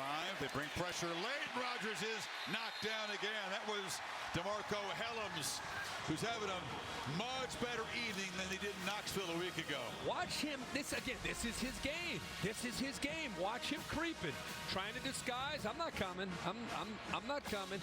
And then at the last second, he blitzes. Marks tries to pick him up. He goes right through him. Think of the anger that DeMarco Hellams has inside of him after last week's game where he got isolated in coverage downfield against Jalen Hyatt. Had to hear about it from everybody on social media. Had to hear about it from his friends and family and everybody criticizing him. He's had a tough week. He's played his tail off tonight. 3rd and long, and that's a catch made on the far side. Justin Robinson in front of Ricks, and they're stringing together first downs inside the 30 now. Really good matchup here, one-on-one. Little hold, gets away with it, comes back to the football with his size at 6'4". Great ball. See that ball thrown to his outside shoulder? Great execution there by Mississippi State. 19-yard gain and 3rd and 13. Rodgers with a little shovel pass. He sit down inside, but Simeon Price is going to be brought down right there by Toa Toa. Toa, again, the leader of this defense. Every time you talk to an Alabama player or coach about Toa Toa's impact, and everybody says he makes us right. He just gets everybody lined up. If a call comes in late, he's there to make sure everybody's on the same page in that front. See, really right now. Fans have been angry with him. Yeah, well, that's part of the deal, I guess, when you play here and you're one of the leaders. Things don't go well. Looping throw to the pylon. It's off. Dropped by Tulu Griffin, who battled hard to get open. He was covered by McKinstry. Had it in his hands at the goal line. Yeah, he won the matchup. You get one-on-one, no safety, so it's a matchup. And McKinstry really doesn't ever locate the ball. By the time he turns, you can see he pulls away from him, and then he just never quite was able to get a handle on the ball. I don't know if he lost it at the last second. Just unable to bring it down. That's a touchdown. And again, another well-thrown ball by Will Rogers. He saw one-on-one, and he went to the matchup that he wanted. Behind the 6 for this 3rd down once again. Rodgers zips it far side, and it's broken up by the long arm of Eli Ricks. Has been strong. Turner brought the pressure. And that's what Nick Saban says. Trust your technique. Back shoulder. They've been throwing it all night. This time, Ricks, that is perfection. Perfection from Eli Ricks. They've been beating Alabama's secondary when they've made throws on that exact throw. Ricks has seen enough of it, had enough of it, bent his body all the way back, and then the athletic ability to bounce back and anticipate that throw to the back shoulder. So could have had a touchdown, should have had a touchdown 2 plays ago. Instead, they need 12 to keep a hold of the football here. Pressure comes. Rodgers backpedals and lofts it incomplete. Justin Robinson was running, but there were 2 DBs with him, and the Tide hold again on 4th down. He thought he had a one-on-one matchup right here. They actually bring a blitz and then move a safety over. Watch the quarterback. He thinks he's got a blitz, one-on-one matchup, put it up in the air and hope for a 50-50 ball. No chance. Tide take over. 8:06 in the 3rd.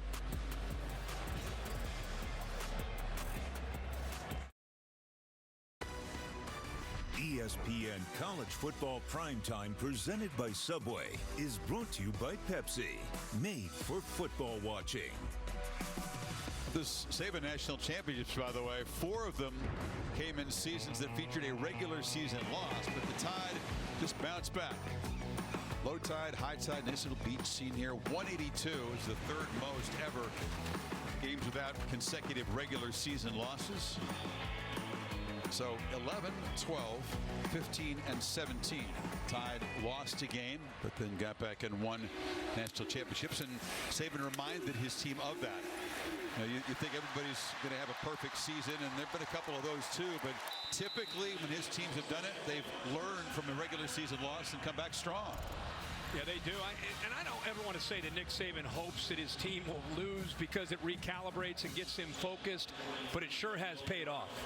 You know, poor State. Look, they seem to be the culprit the next week. Gibbs making a big impact here.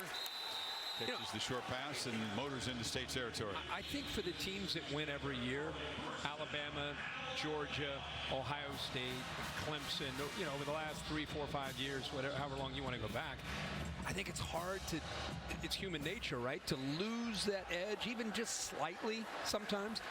And no matter how much you yell and you scream at practice, sometimes they just don't feel like it's going to happen. And then when it does, you get their attention, and then you get a different anger about a football team. Young just throws it away. And that's the thing about Alabama, too. People think it's anger that only comes from the boss and that Saban's walking around yelling at people. It comes from within the team. When Alabama's at their best, it's the leadership of the team that will not accept substandard stuff from themselves or anybody else. And there's a whole lot of tough messages being delivered. Byron Young talked about that. And it's typically at Bama, it's the big people. It's the defensive front that have big voices. The first time I saw that was in 2009 when they beat Texas in the national title. They went to practice the day before out in California, and Roe McClain undressed Dre Kirkpatrick in a practice like I've never seen before. And he was responding to Roe, not to the coaches. We saw another practice before a playoff game in Arlington when Ashawn Robinson was involved. John Reed. John Allen was there too. I mean, they insisted that practice stop until Tony Brown was thrown out of the practice, the defensive back at the time. And it's just they demand, the leaders of these teams, they just demand a certain level of intensity, not at the game, game's recess, but during the prep, during the Monday through Friday prep. McClellan running to the right, and Saban frankly was hoping he would see from this team the same kind of response. Well, on the field, the performance, as we said, checked every box of improvement that he wanted to see. And I think most importantly, about the talent, it's more about execution, right, on both sides of the ball. The offensive line tonight has played very clean game. We're not seeing any penalties. That's been a thing that probably keeps him up at night. Not losing to Tennessee, how they lost to Tennessee. It's kryptonite to him. It's a virus to his computer. It doesn't work. Rice just going to be wrestled down, dodged pressure initially, and then Bookie Watson got him. Sacked for the first time tonight. The last couple games, you see the points. So this is their defense, points allowed, and tonight the penalties, 17 penalties for an Alabama team that's usually incredibly prideful about how clean they play, and of course the touchdowns allowed. All passing. 229 more penalty yards for Bama than their opponents this year. They're plus 50 tonight. It's been State that's been flagged a couple of times for targeting. 2 players targeted. One of them was picked up. Young, look out. Blindside ball knocked loose, and he'll fall on it. Randy Charlton provided pressure, and Bryce Madden himself. A little too calm in the pocket that time. Good job of knocking at the football. Not going for the big hit. Charlton smart, able to beat his man, and then locate the football, and a good job by Bryce Young. I just want to finish this conversation by saying this was not Alabama sleepwalking into Knoxville. That was Tennessee out-coaching and out-executing an Alabama team. Give all the credit to Josh Heupel, Hendon Hooker, and the Tennessee Vols. They won that game. They earned that victory. It wasn't Alabama sleepwalking at all. No, I think even Saban would admit that. Yeah. But Alabama was entirely too complicit in their own destruction there. Young running around and fires to the end zone, and it's incomplete. That was Holden trying to work his way across, defended by Richardson. And they're so used to being able to, if they're going to rush 3, drop 8, there's Will Rogers sitting on the bike there. He's looking up. He's watching on the screen right now. He's like, is he scrambling again? Is he going to make another throw? You see his face. These receivers, again, it's Bryce Young deserves all the credit, but these receivers do a good job of trying to help him and work back towards him. So State's defense, the pass rush there, pressuring and forcing another punt. Bama shifting around here. Burnip kicks it very short, and it'll bounce out of bounds about the 10-yard line.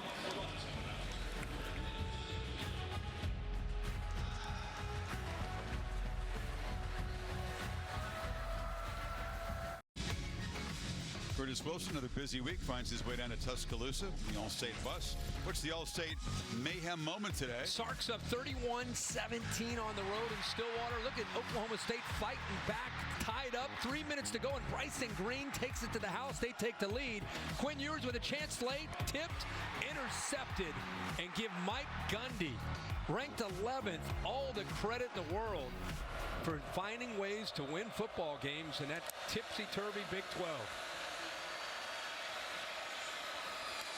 Rogers, and the catch is made by Wally. K-State, though, still in control of the Big 12 Conference and leading. How about that? CU right now. From 19, the last 4 years, Spencer Sanders has controlled that offense, gets better with more experience, but that's pretty good. Yeah, 11 put it up there. His ranked team. Put it up there. He plays his best when people expect him to get challenged. Tide flying in there. Toa missed the tackle, but they clean it up. Big one next week, by the way, for Oklahoma State with Kansas State in Manhattan. Purple Cats keep winning. That could be in the battle for first place in the conference. 6 for 16 on third down. They've gone for it 5 times on fourth down tonight. Converted 2 of those.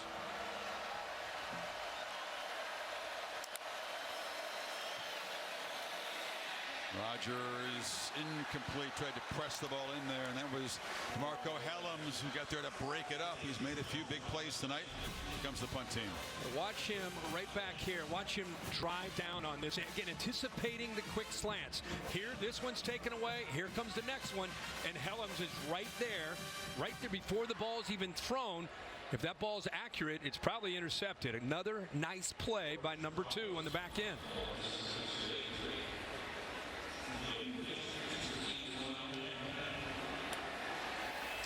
Archer Trafford kicked it 16 yards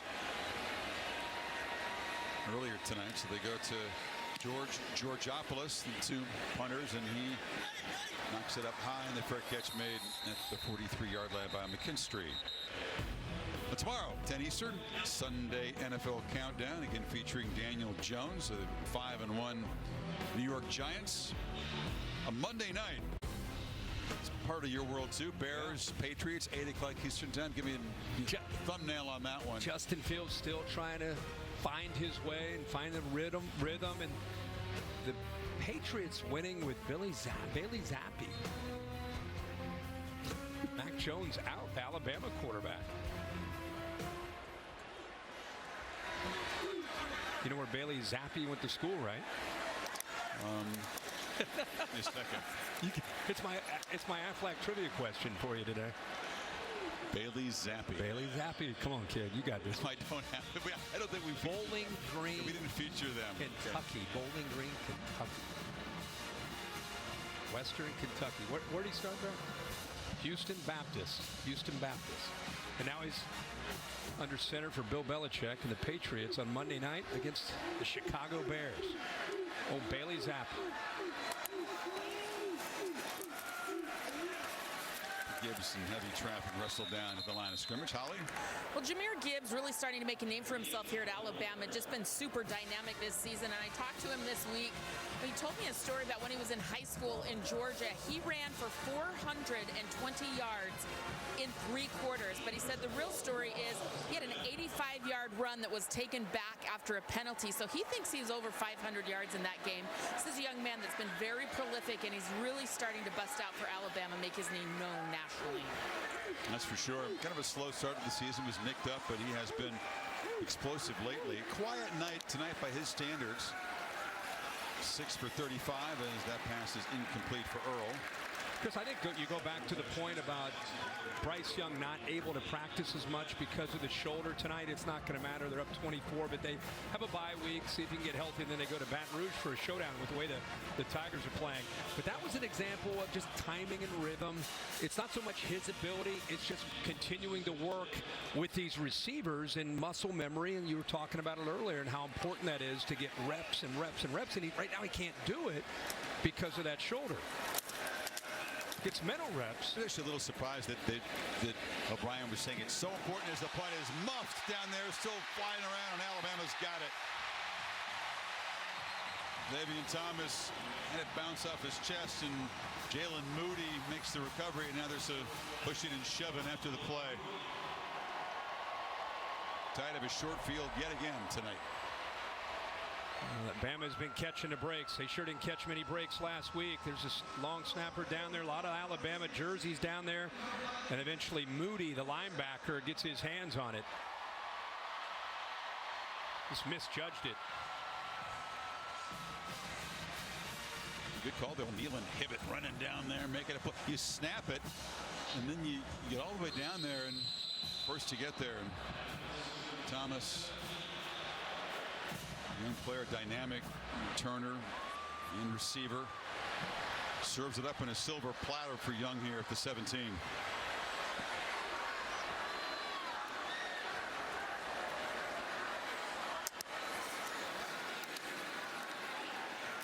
Gibbs accelerates. Got this incredibly quick feet. I was talking to Todd this week about who have you seen that's Kamara maybe in the NFL. That kind of electric footwork. Yeah, and very similar skill set too, coming out of college. Yeah, that time hit behind the line and driven back. Todd, you were saying that Gibbs has played his way into a first-round grade at this point. Yeah, obviously tonight he hasn't had the same production. He got the shoulder injury early that Holly talked about, but man, is he impressive. The last 3 weeks, 513 total yards. Alvin Kamara is the name that comes up a lot when you're talking about him in the league. I've been talking to Rick Spielman for a while tonight. He's on the field. He's helping out with Alabama. He was the general manager of the Vikings for a long time. He said he's a lot like my guy I used to have in Minnesota, Dalvin Cook. A lot of similarities there, too. Takes a special running back, Todd, to get picked in the first round these days. How do you rate him versus Bijan Robinson at Texas? Yeah, they're the two first-rounders in this draft, in my opinion. Bijan's a bigger physical guy. He's got some wiggle, and he's incredible in the passing game. But if you're looking for more of kind of a home run hitter, Gibbs is your guy. I mean, we talked to the coaching staff yesterday, and they said that he's the fastest player on the team, and you can see it's not just the speed, though. It's the twitch, getting in and out of breaks, and Kirk making guys absolutely whiff in small areas. And he catches the ball. I mean, he's so dangerous out of the backfield in today's modern NFL game. That's so big to be a three-down back. Tell Rick we said hello. He's a good man. Will do. 23 MPH, by the way, for Gibbs and the catapult. That is fun. Unusual to have a running back be the fastest guy in the team, frankly. Sure is. You don't see NFL backs picked anymore in the first round very often. No, you don't. You figure you can find a quality back as McClellan is slammed down and a flag comes. Palms up is Colin Duncan there. Maybe grab the face mask here. I think he's frustrated with the call, but let's see if he does. Colin Duncan, 19 right there, grabs a hold of him, still grabbing a hold of that helmet. Side of the helmet there. Bill, how about a clarification there on what that would be? Personal foul, face mask, defense, number 19. It comes under the face mask umbrella, right? But you can't grab any part of the helmet. Any part of the helmet opening, that's just like the face mask. So that's a correct call. You said it, frustration. Yeah, I was just about to brag on how they're fighting here, down 24 as a defense. They just, after the muffed punt, give Bryce Young great field position, and they make a play right there without having that penalty. He's short of the first down. Sixth time the state defense has been penalized tonight. They've been costly.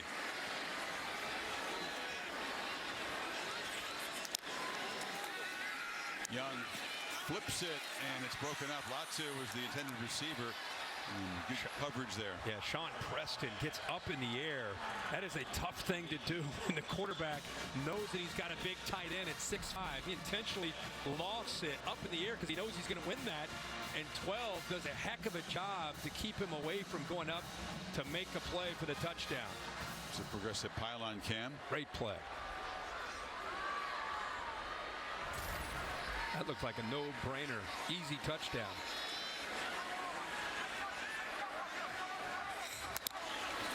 Second and goal, snap off the hands of Young, and falling on it is Roydell Williams to avoid the turnover. Yeah, they just went right through the hands of Bryce Young. I don't know if he took his eyes off of it, trying to get the ball to Burton, but the ball is a little high, but of course he's easy. Yeah, he took his eyes off it. Even the best makes some mistakes. You see his eyes? Came right off the ball and looking at Burton. Probably going to flip it to him real quick. End of 3. Still some coaching moments. Coach Saban. Watching ESPN College Football Primetime.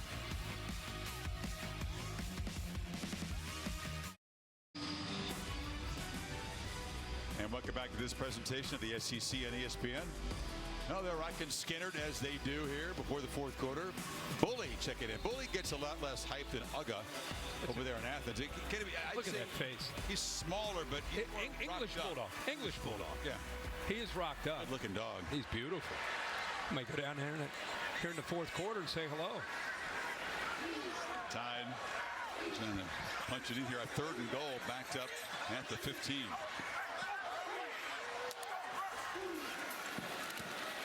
Young eludes pressure, buying time, flips it into the end zone, and it's broken up. Trying to find Burton back in the end zone, and Sean Preston makes another good play on this drive. Yeah, he's had about enough of it as far as these receivers being able to get away from coverage. Great job again by Bryce Young, buying time. He's waiting to the last second, and then an incredible job by Sean Preston, the last few plays of locating the football and going up and timing up his leap perfectly. It's a secondary that lost Jackie Matthews, their starting safety, to targeting in the first half. So Preston pressed into duty. And Will Reichardt's had a solid night, and fans will be glad to see that. No drama from 33. Bullies, boys. Down 27-zip. Next Saturday on SEC Network, Hogs host in Auburn.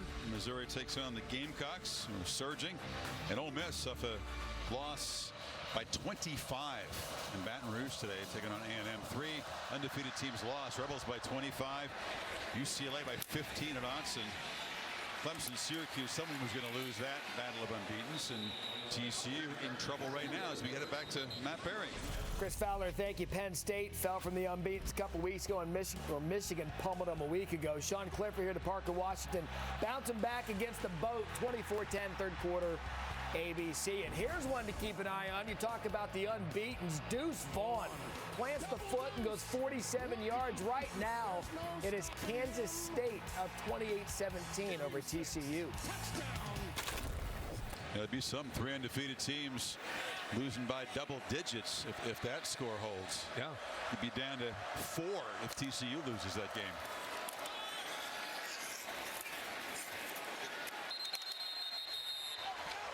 Keep my eye on 5, I should say.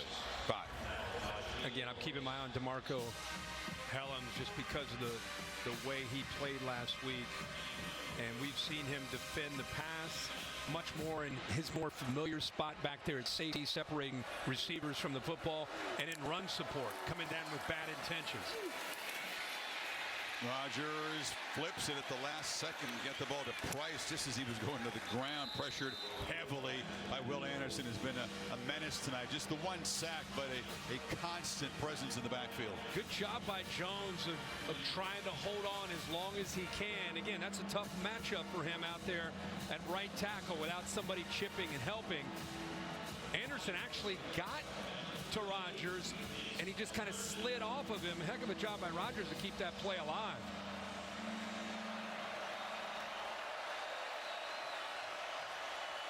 Needs 5 on this 3rd down. And they'll spend a timeout.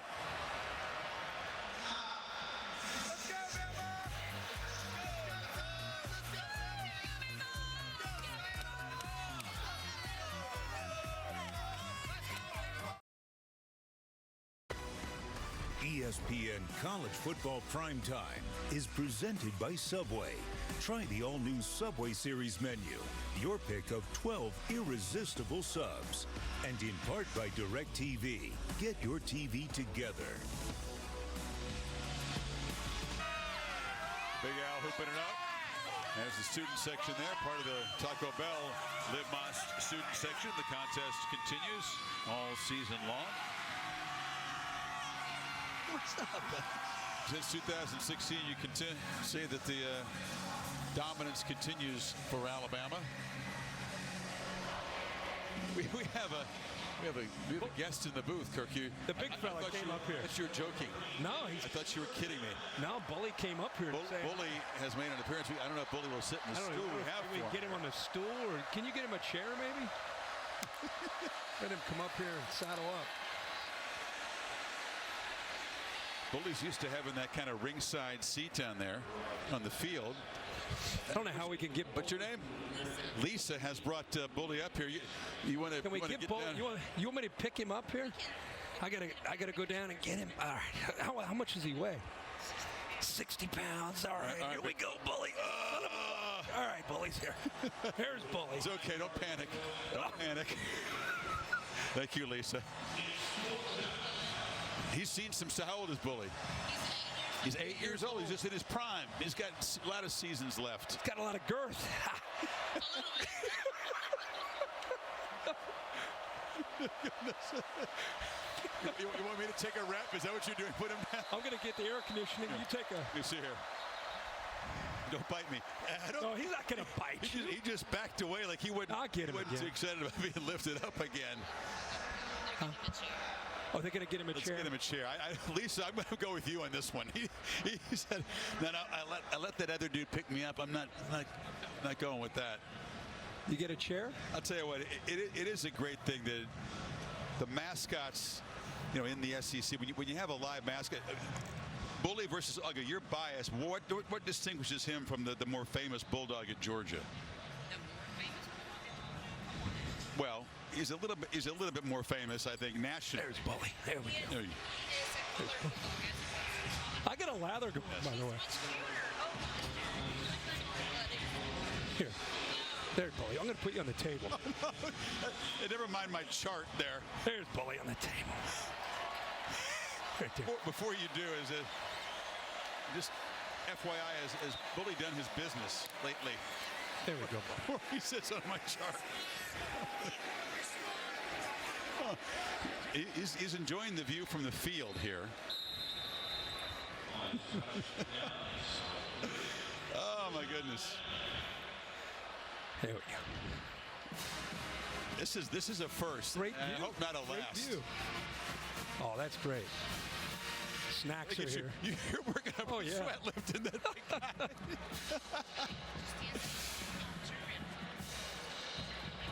There you go. Just take a seat there.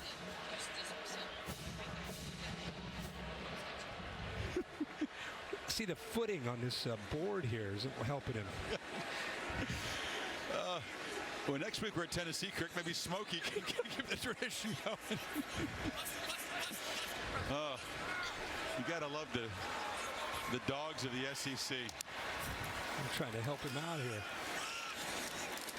Meanwhile, somewhere down there, Gibbs runs the football for a nice first down gain. All right. It's good to see you. I wish Bully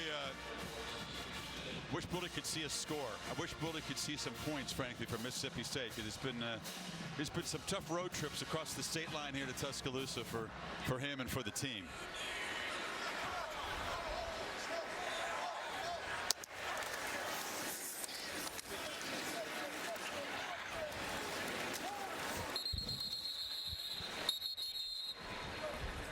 Here's the All-State playoff predictor here. This is interesting because obviously Ohio State's been in that pole position, and the competition in the SEC, that three-way battle between Georgia and Tennessee, who will collide in Athens coming up, and then Alabama.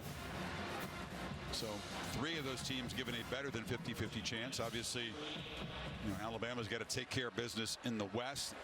Ole Miss lost today, kind of solidifies things for them. Clemson wasn't even in that, a few weeks ago, but got a test today, by the way, against Syracuse. Bryce on the run, just flips it into the open grass. That was interesting. I thought we were kind of joking, and then all of a sudden I looked behind here. No, Bully was on this, and you couldn't see him, so we had to lift him up, lower back. As a three-piece suit there, did it survive? It survived. Okay, good. All right. I'm telling you now, Smokey's going to storm the booth next week. All dogs are going to want equal time. No problem. I'm all about the dogs.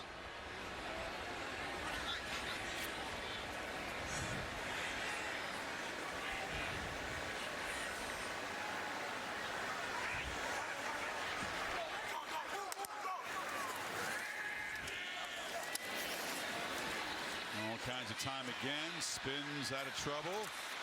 And he'll just scoot out of bounds. AT&T 5G rankings, the AP poll, which will be replaced pretty soon by the CFP committee rankings. Ole Miss.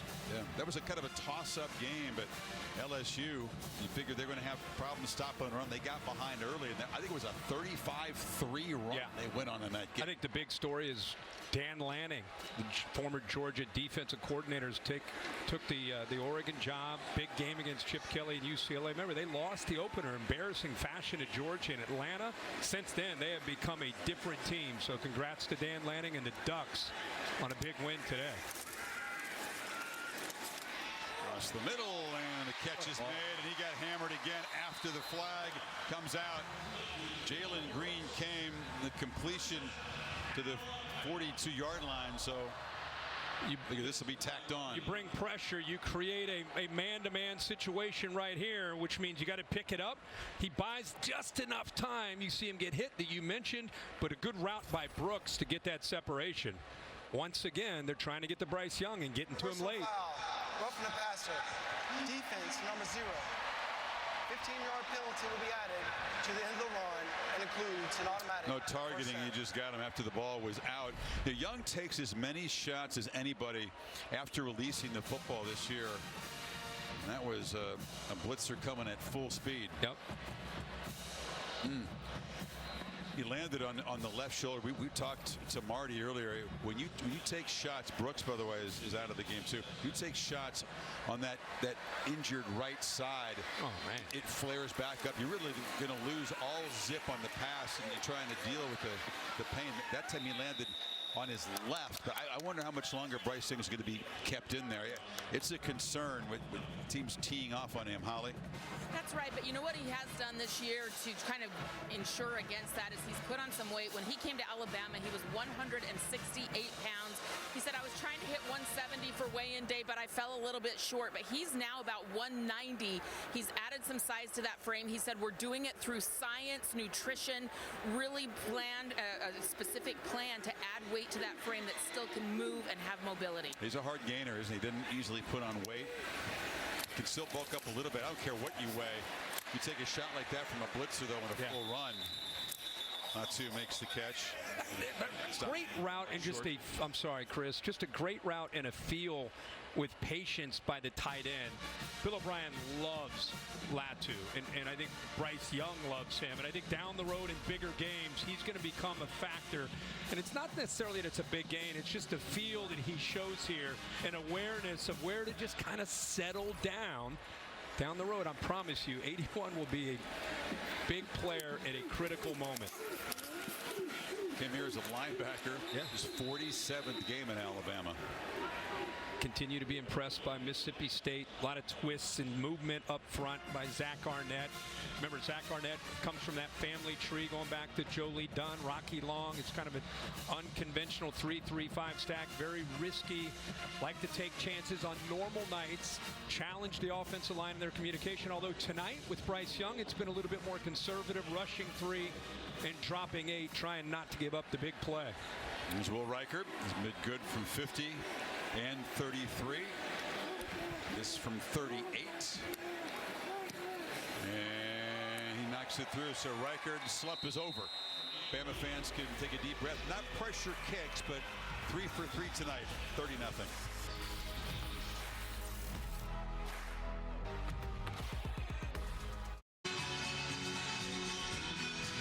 That's a cool scene. The Formula One comes to Texas. The Aramco U.S. Grand Prix from Austin. Only 4 races to go. Who do you like to win the Formula One season points title? Front left. I'm going to go with front left there.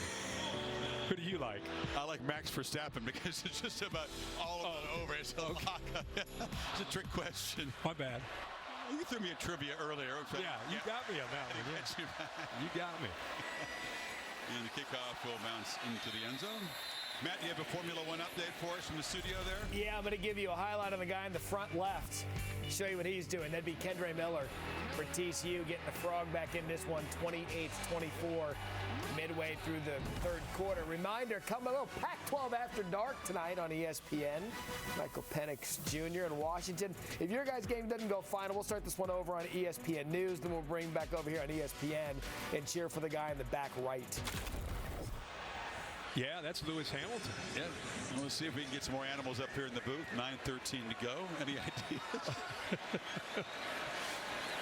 Let's get Big Al up here. Equal time. Well, I started with a duck this morning. You did. I think you were more comfortable. You were more comfortable with the live up a bulldog than you were with the live duck. Yeah, the live duck had you rattled. Of course, I brought the live duck. Bird flu and all that stuff. I'm just not into the feathers flying. Bird flying, the feathers flying all over the place. There's some stem. But he's listening to Holly. He's getting that stuff done even during the game. Very, very cool stem, as Bryce calls it. Cool stuff. There's a flag. And trying to protect Rodgers there. All the different gadgets and devices they have now. Personal foul, hands to the face, offense, number 58. Sometimes, you know, you come into a game and you know that Will Anderson is potentially going to take it over, and whether it's running, that's the thing. You don't sleep on how he defends against the run. He's physical. You look at his length and his torso and you think he's just a pass rusher. It's not the case. Of course, he's an elite pass rusher, one of the best we've ever seen in college football. But I'm always blown away when we come and have a chance to prepare and really study the film and watch him play in person.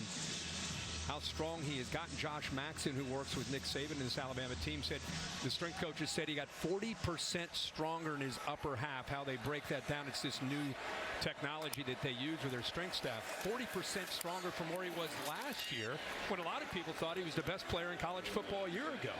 Todd McShay joining us tonight. Are there any holes in his game at all, Todd, that the scouts would try to look at and say, I mean, got to work on that? Yeah, if you want to nitpick, you can say he's not built like your typical edge, but I don't care. I mean, I've got a higher grade on him than Aiden Hutchinson, Trayvon Walker, top 2 picks from a year ago. There's nothing he can't do, and the power that he has for his frame is remarkable. As Leach, you know, as anybody you compare it to, he was bringing up Brian Urlacher, who was a great linebacker at New Mexico back in the day, but he felt Urlacher had strength that Anderson doesn't have. I don't want to correct Coach Leach there. I don't know who's stronger pound for pound than this guy. Yeah, I really can't think of anybody, and you add in the quickness that goes along with it, and then I think the most important thing is the drive. Like he is so driven to get better, studying film and wanting to learn new moves, and it's just so impressive. That time Rodgers stands in, delivers from the pocket, but it's incomplete. Try to put the ball again in and around 4 Alabama defensive backs. Jaden Walley. Hutchinson strikes me as that same kind of guy too. Again, he was driven, hungry to improve, and also approached the job with humility. He was a big voice, kind of a character, but I think he knew that he had to continue to learn and grow throughout his college career, no matter how much success he was having. And he faced some adversity, as you said. I mean, the ACL, the setback, and he had to deal with COVID and all that. So yeah, he was the guy last year as well, and now playing on Sundays, and he had some serious twitch in his game too.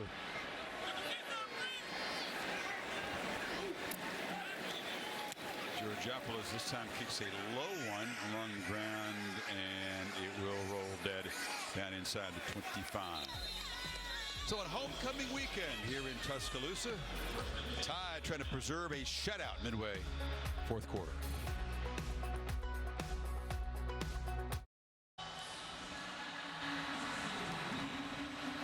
Bama football, and Bryce Young's evening is complete. Finishes 21 of 35, threw for 249. A couple scores. Got hit a lot. Actually took some shots. Appears to be okay. And Jalen Milroe will come in. Milroe filled in, and he was unable to go against Texas A&M. Got the start there.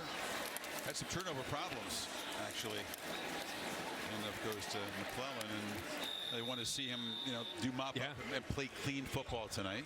They said he's really responded from that game against A&M. But going back to Bryce Young, just one last thing. How great is it to see Bryce and Nick Saban have that moment on the sidelines? If you're a Bama fan, from where this team was, oh boy, there's the backup running back McClellan who's coming off. But yeah, think about it. You saw Nick Saban actually smiling there on the sideline talking to Bryce Young.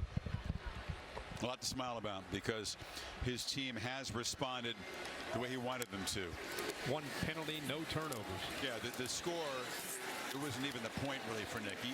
I think he expected to win. Most of us did, but it's how would they win? Would they win with a complete performance? And a nice moment there. I mean, look at the smile. See? It's getting contagious. Look at Wright, though. He's smiling. Bryce is always going to smile. Yeah. Saban wanted to see better coverage. Again, a different kind of scheme, less stressful for this defense than Tennessee's was, but they responded really well. Eli Ricks has come in at quarterback, our corner, and played extremely well. As you said, penalties, just one. It was way back in the first quarter, didn't cost him. They haven't dropped the ball, which is they were one of the leading teams in FBS in drops coming in. They've held on to the ball tonight. Check that box. 3 for 3 in field goals. Check that box. Yeah. I mean, by the way, history told us that this is what happens. Normally when they lose a football game in the regular season, they come back refocused and anxious to get back on the field and clean it up, and that's what they've done.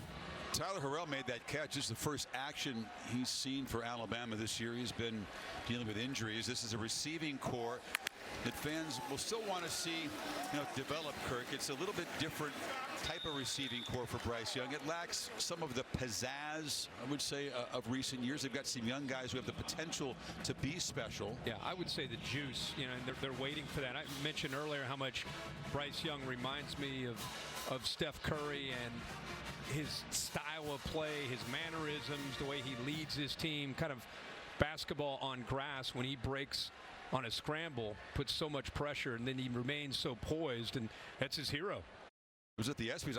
I think Steph looks almost more excited next to Bryce. Big sports fan, yeah.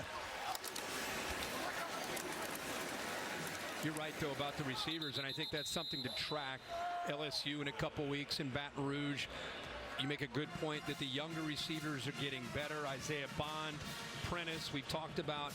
Brooks has been around, but these guys are going to have to keep taking that next step for Bama to eventually get to where they want to go, because you can't just do it with Jahmyr Gibbs in the backfield.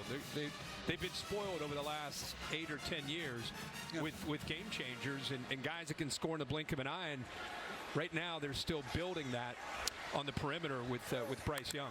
You got Trayshawn Holden, who's a very solid third down red zone kind of guy, but will not wire with speed. Think about what Jamison Williams did if he caught a quick slant last year.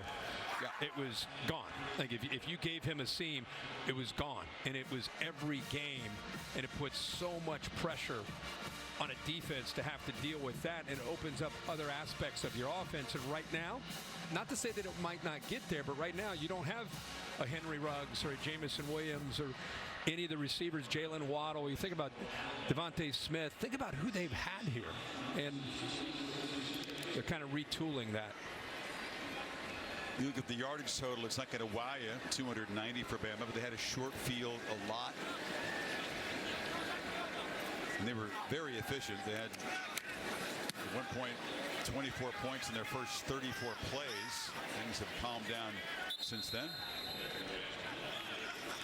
So as we head down the home stretch, CFP committee rankings will be the 1st of November. Still do those Tuesday night shows till then, in case you're keeping score at home, Chris. If you're hanging out and want to see hypotheticals, that kind of thing. Enjoy, you guys. Yeah. December 4th is Selection Sunday. The Final Four bracket and the bowl games announced. Heisman following that. Glendale and Atlanta this year for the semis. Yep, New Year's Eve. And then SoFi for the big one. Rodgers completes the pass. That's his 24th tonight, which means he's now within 4 of 1,000 career completions. He's already the career record holder in the SEC for completions. Did it in a lot fewer games than Aaron Murray. Trying to get to 1,000 completions in his 30th game. That is really fast. These guys who've completed a lot more passes than long careers, mostly air raid type offenses. That pass broken up nicely there by Jordan Battle.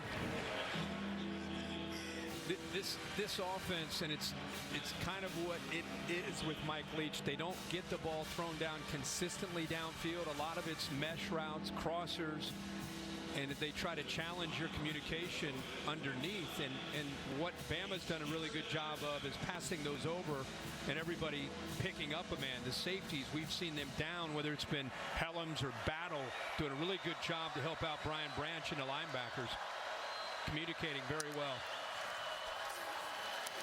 3rd and 5, long throw. And no chance there, trying to fight back with Robert Thomas in his 4th down. Bulldogs can't find a way to grab some points here. It'll be a 3rd consecutive shutout in Tuscaloosa. Chris, watch just real quick. Look at the body turn. They've been doing this all night, anticipating an inside type of route. But you see how they're positioned, almost baiting the receiver like, I'm ready for you. Shoulders turned, ready to turn their hips and run. Makes it very tough with inside leverage to get inside of that defender.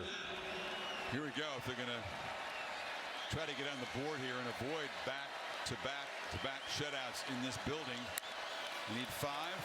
Here comes the pressure. Rogers hit as he throws, but the completion is good for a 1st down to Rufus Harvey. Great ball. There's an idea of what he can do and how well he can anticipate with this group of receivers. That ball was out well before his receiver got to the top of his route to break towards the sideline. And there was pressure, but I think he just felt the right time to release that and threw a perfect ball.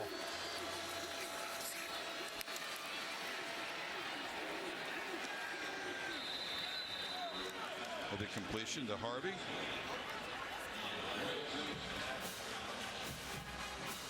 We talked about the heavy hearts of Mississippi State on their helmets. And you see a decal honoring Sam Westmoreland. We talked at the beginning there. SW78 on the left side of the helmet there. The team will go to the funeral of the former offensive lineman down in Tupelo this week. So they'll continue to deal with the sadness of that event. Yeah.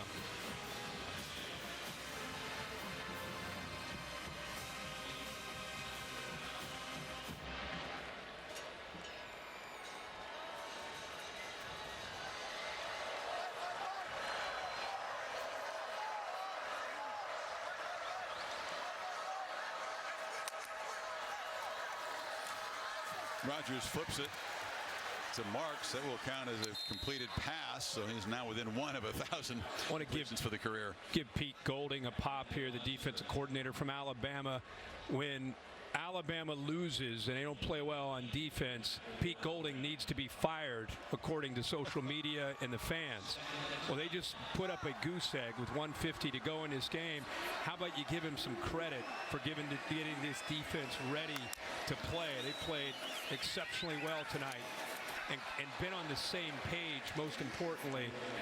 And now they'll have a bye week to get ready for LSU. So I'm just saying, Pete's a great coach. You and I have been coming into Tuscaloosa dealing with Kirby back in the day, and these assistant coaches, they come and go. But this guy, he never complains. He never makes excuses. He just takes the abuse from the fans out there. And that's part of the deal when you're defensive coordinator for Nick Saban. But this guy's a good coach. He just laughed. He said, I've been here 5 years. That don't faze me. You know what, though, is most important to him? When he goes home, his 3 kids, who are 10, 7, and 4, aren't going to be angry and mad with him like they were last week. Yeah. They're his toughest critics. Yeah, he keeps a good perspective on it, but he deserves some credit when these guys play good. Oh, no doubt. But he said, listen, he grew up the son of a coach. He was a high school coach in Louisiana, Mississippi. He's been around it. He knows how tough it can be. But when it's tough when your kid's in school because they say your dad's this and that, he should be fired. It's tough when a 10-year-old, 7-year-old. Kirby will tell you, he lived this when defense plays great. Boy, Nick Saban's defense is doing great. And when the defense struggles, it's what the heck's wrong with Kirby and that defense. And now You know, Pete Golding is living that. The fourth down play. Keep the flicker of hope alive of getting points on the board here. Long throw, and the catch is made. So Roger had a flag is down after the catch there. Kidstreet tackling Thomas. Let's check the flag before we give him his 28th completion of the night. I don't know, maybe 1,000th for his career. Steps out of bounds, then gets hit by Helms. Maybe. Flight came in after the ball was caught. Pass interference.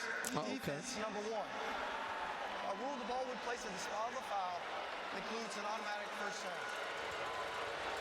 Okay, so they'll take the penalty, and it will not go as a completed pass. Keep in mind, Bama's up 30-0, and after the week that you could see there, the push there on the back shoulder. But keep in mind that almost all the starters are still in this lineup.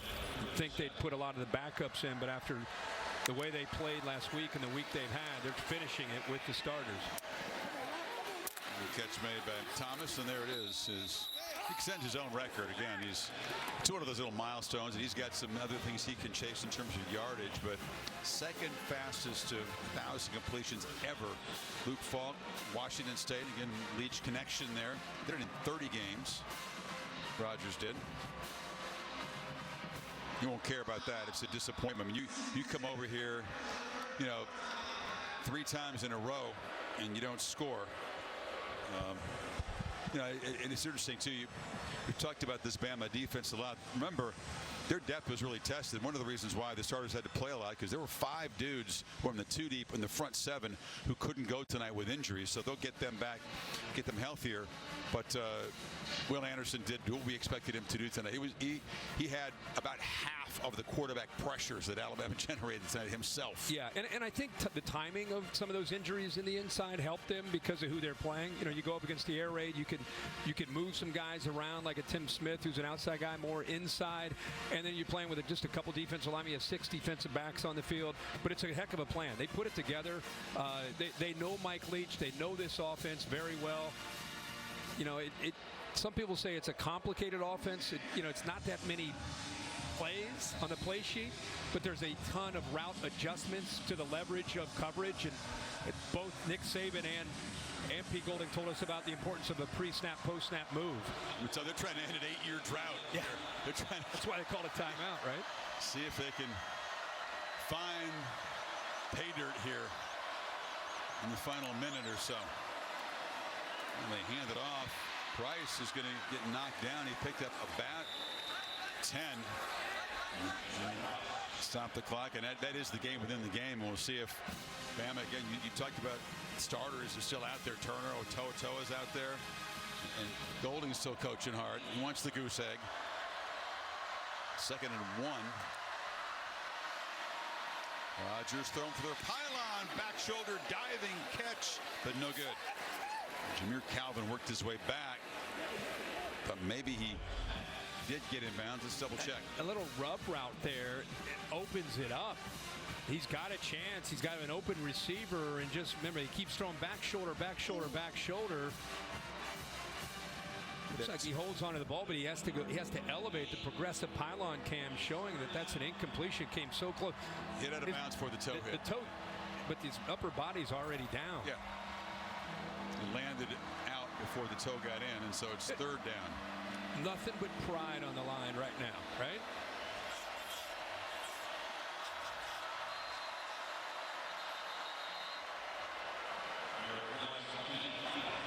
Delay game. No boy. 5-yard penalty.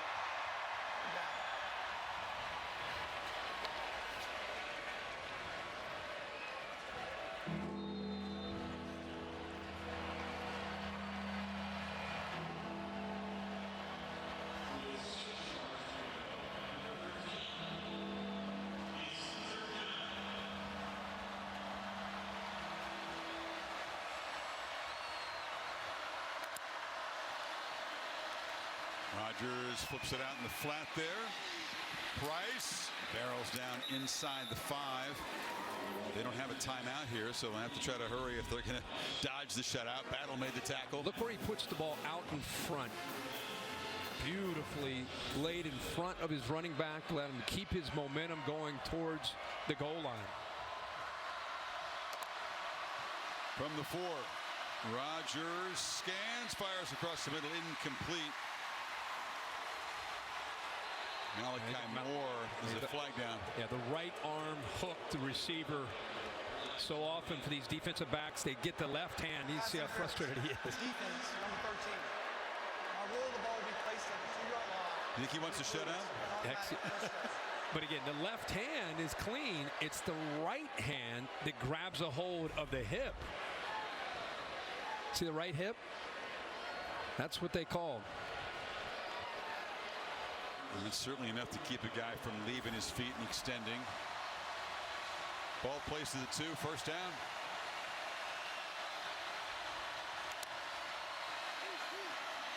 Slant, caught, short.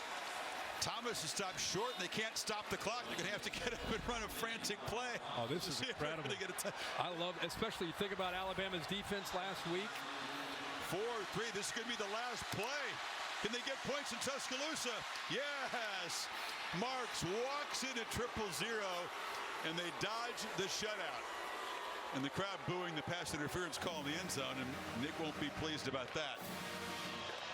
Now, it took a couple of trips over here, and it took the full 60 minutes before State was able to score its first touchdown in 8 years in this place. And that'll be it. The officials are headed off the field, and there won't even be a PAT. Something interesting there near the end, Chris. Just I don't know if it's worth showing, but Helms, who's had a big night, getting into a discussion, pretty interesting discussion there with Robinson, who's a backup, who's the handshake. Look at the energy that Helms is playing with. He's frustrated. I mean, this 30-0 game, and he's trying to talk to the young defensive back about his assignment. Everybody getting on the same page. Stay tuned for Baton Rouge in a couple weeks. So 30-6 is the final. Another nice night for Bryce Young, playing hurt tonight, but not showing it. Holly? Well, Coach Saban, so many areas that you wanted to get redemption in, from defense to your kicker. What was the response from your group? Well, you know, it's a great win for us. You know, we needed to answer the bell today. I thought the guys did that. They competed well in the game. Wasn't always perfect, but, you know, I like the sort of mindset that we had and how we went about it, how we competed in the game. So really pleased with the way the defense played today, and too bad they scored on the last play. But, you know, we need to be able to take the air out of it on offense, too. Bryce Young and you having a great conversation towards the end of the game. What is your relationship like with him? Just looked like a really neat conversation.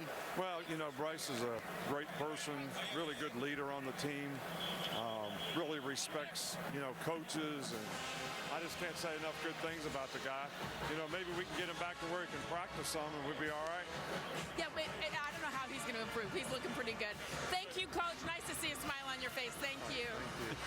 Well, Bryce, he says you need to get back to work in practice. I know he's having fun with you, but you guys were having a cool conversation towards the end of the game. What is the communication like? What are you guys talking about over there? Did you ask him that?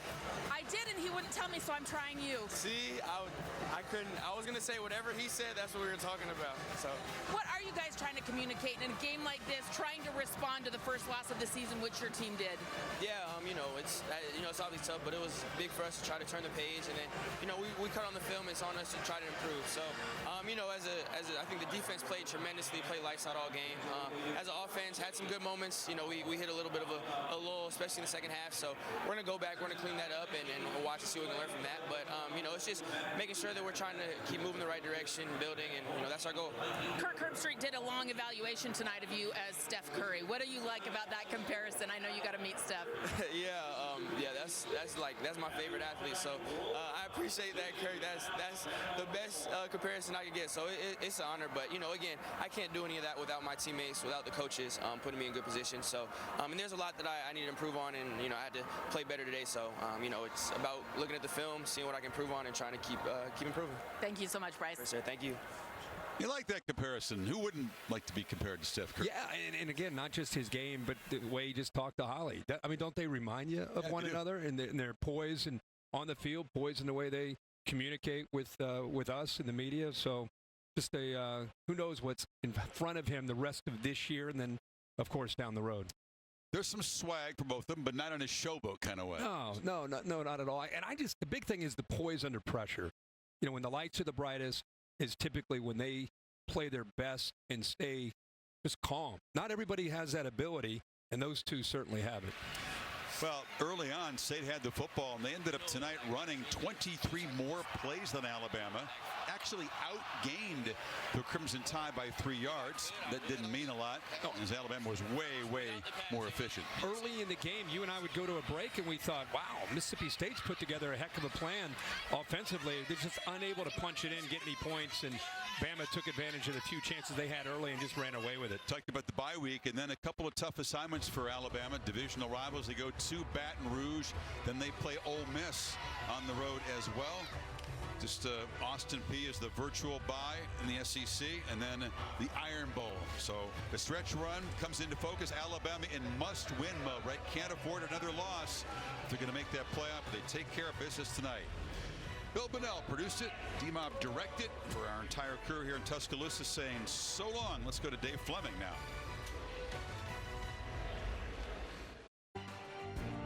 ESPN thanks you for watching this presentation of the Southeastern Conference.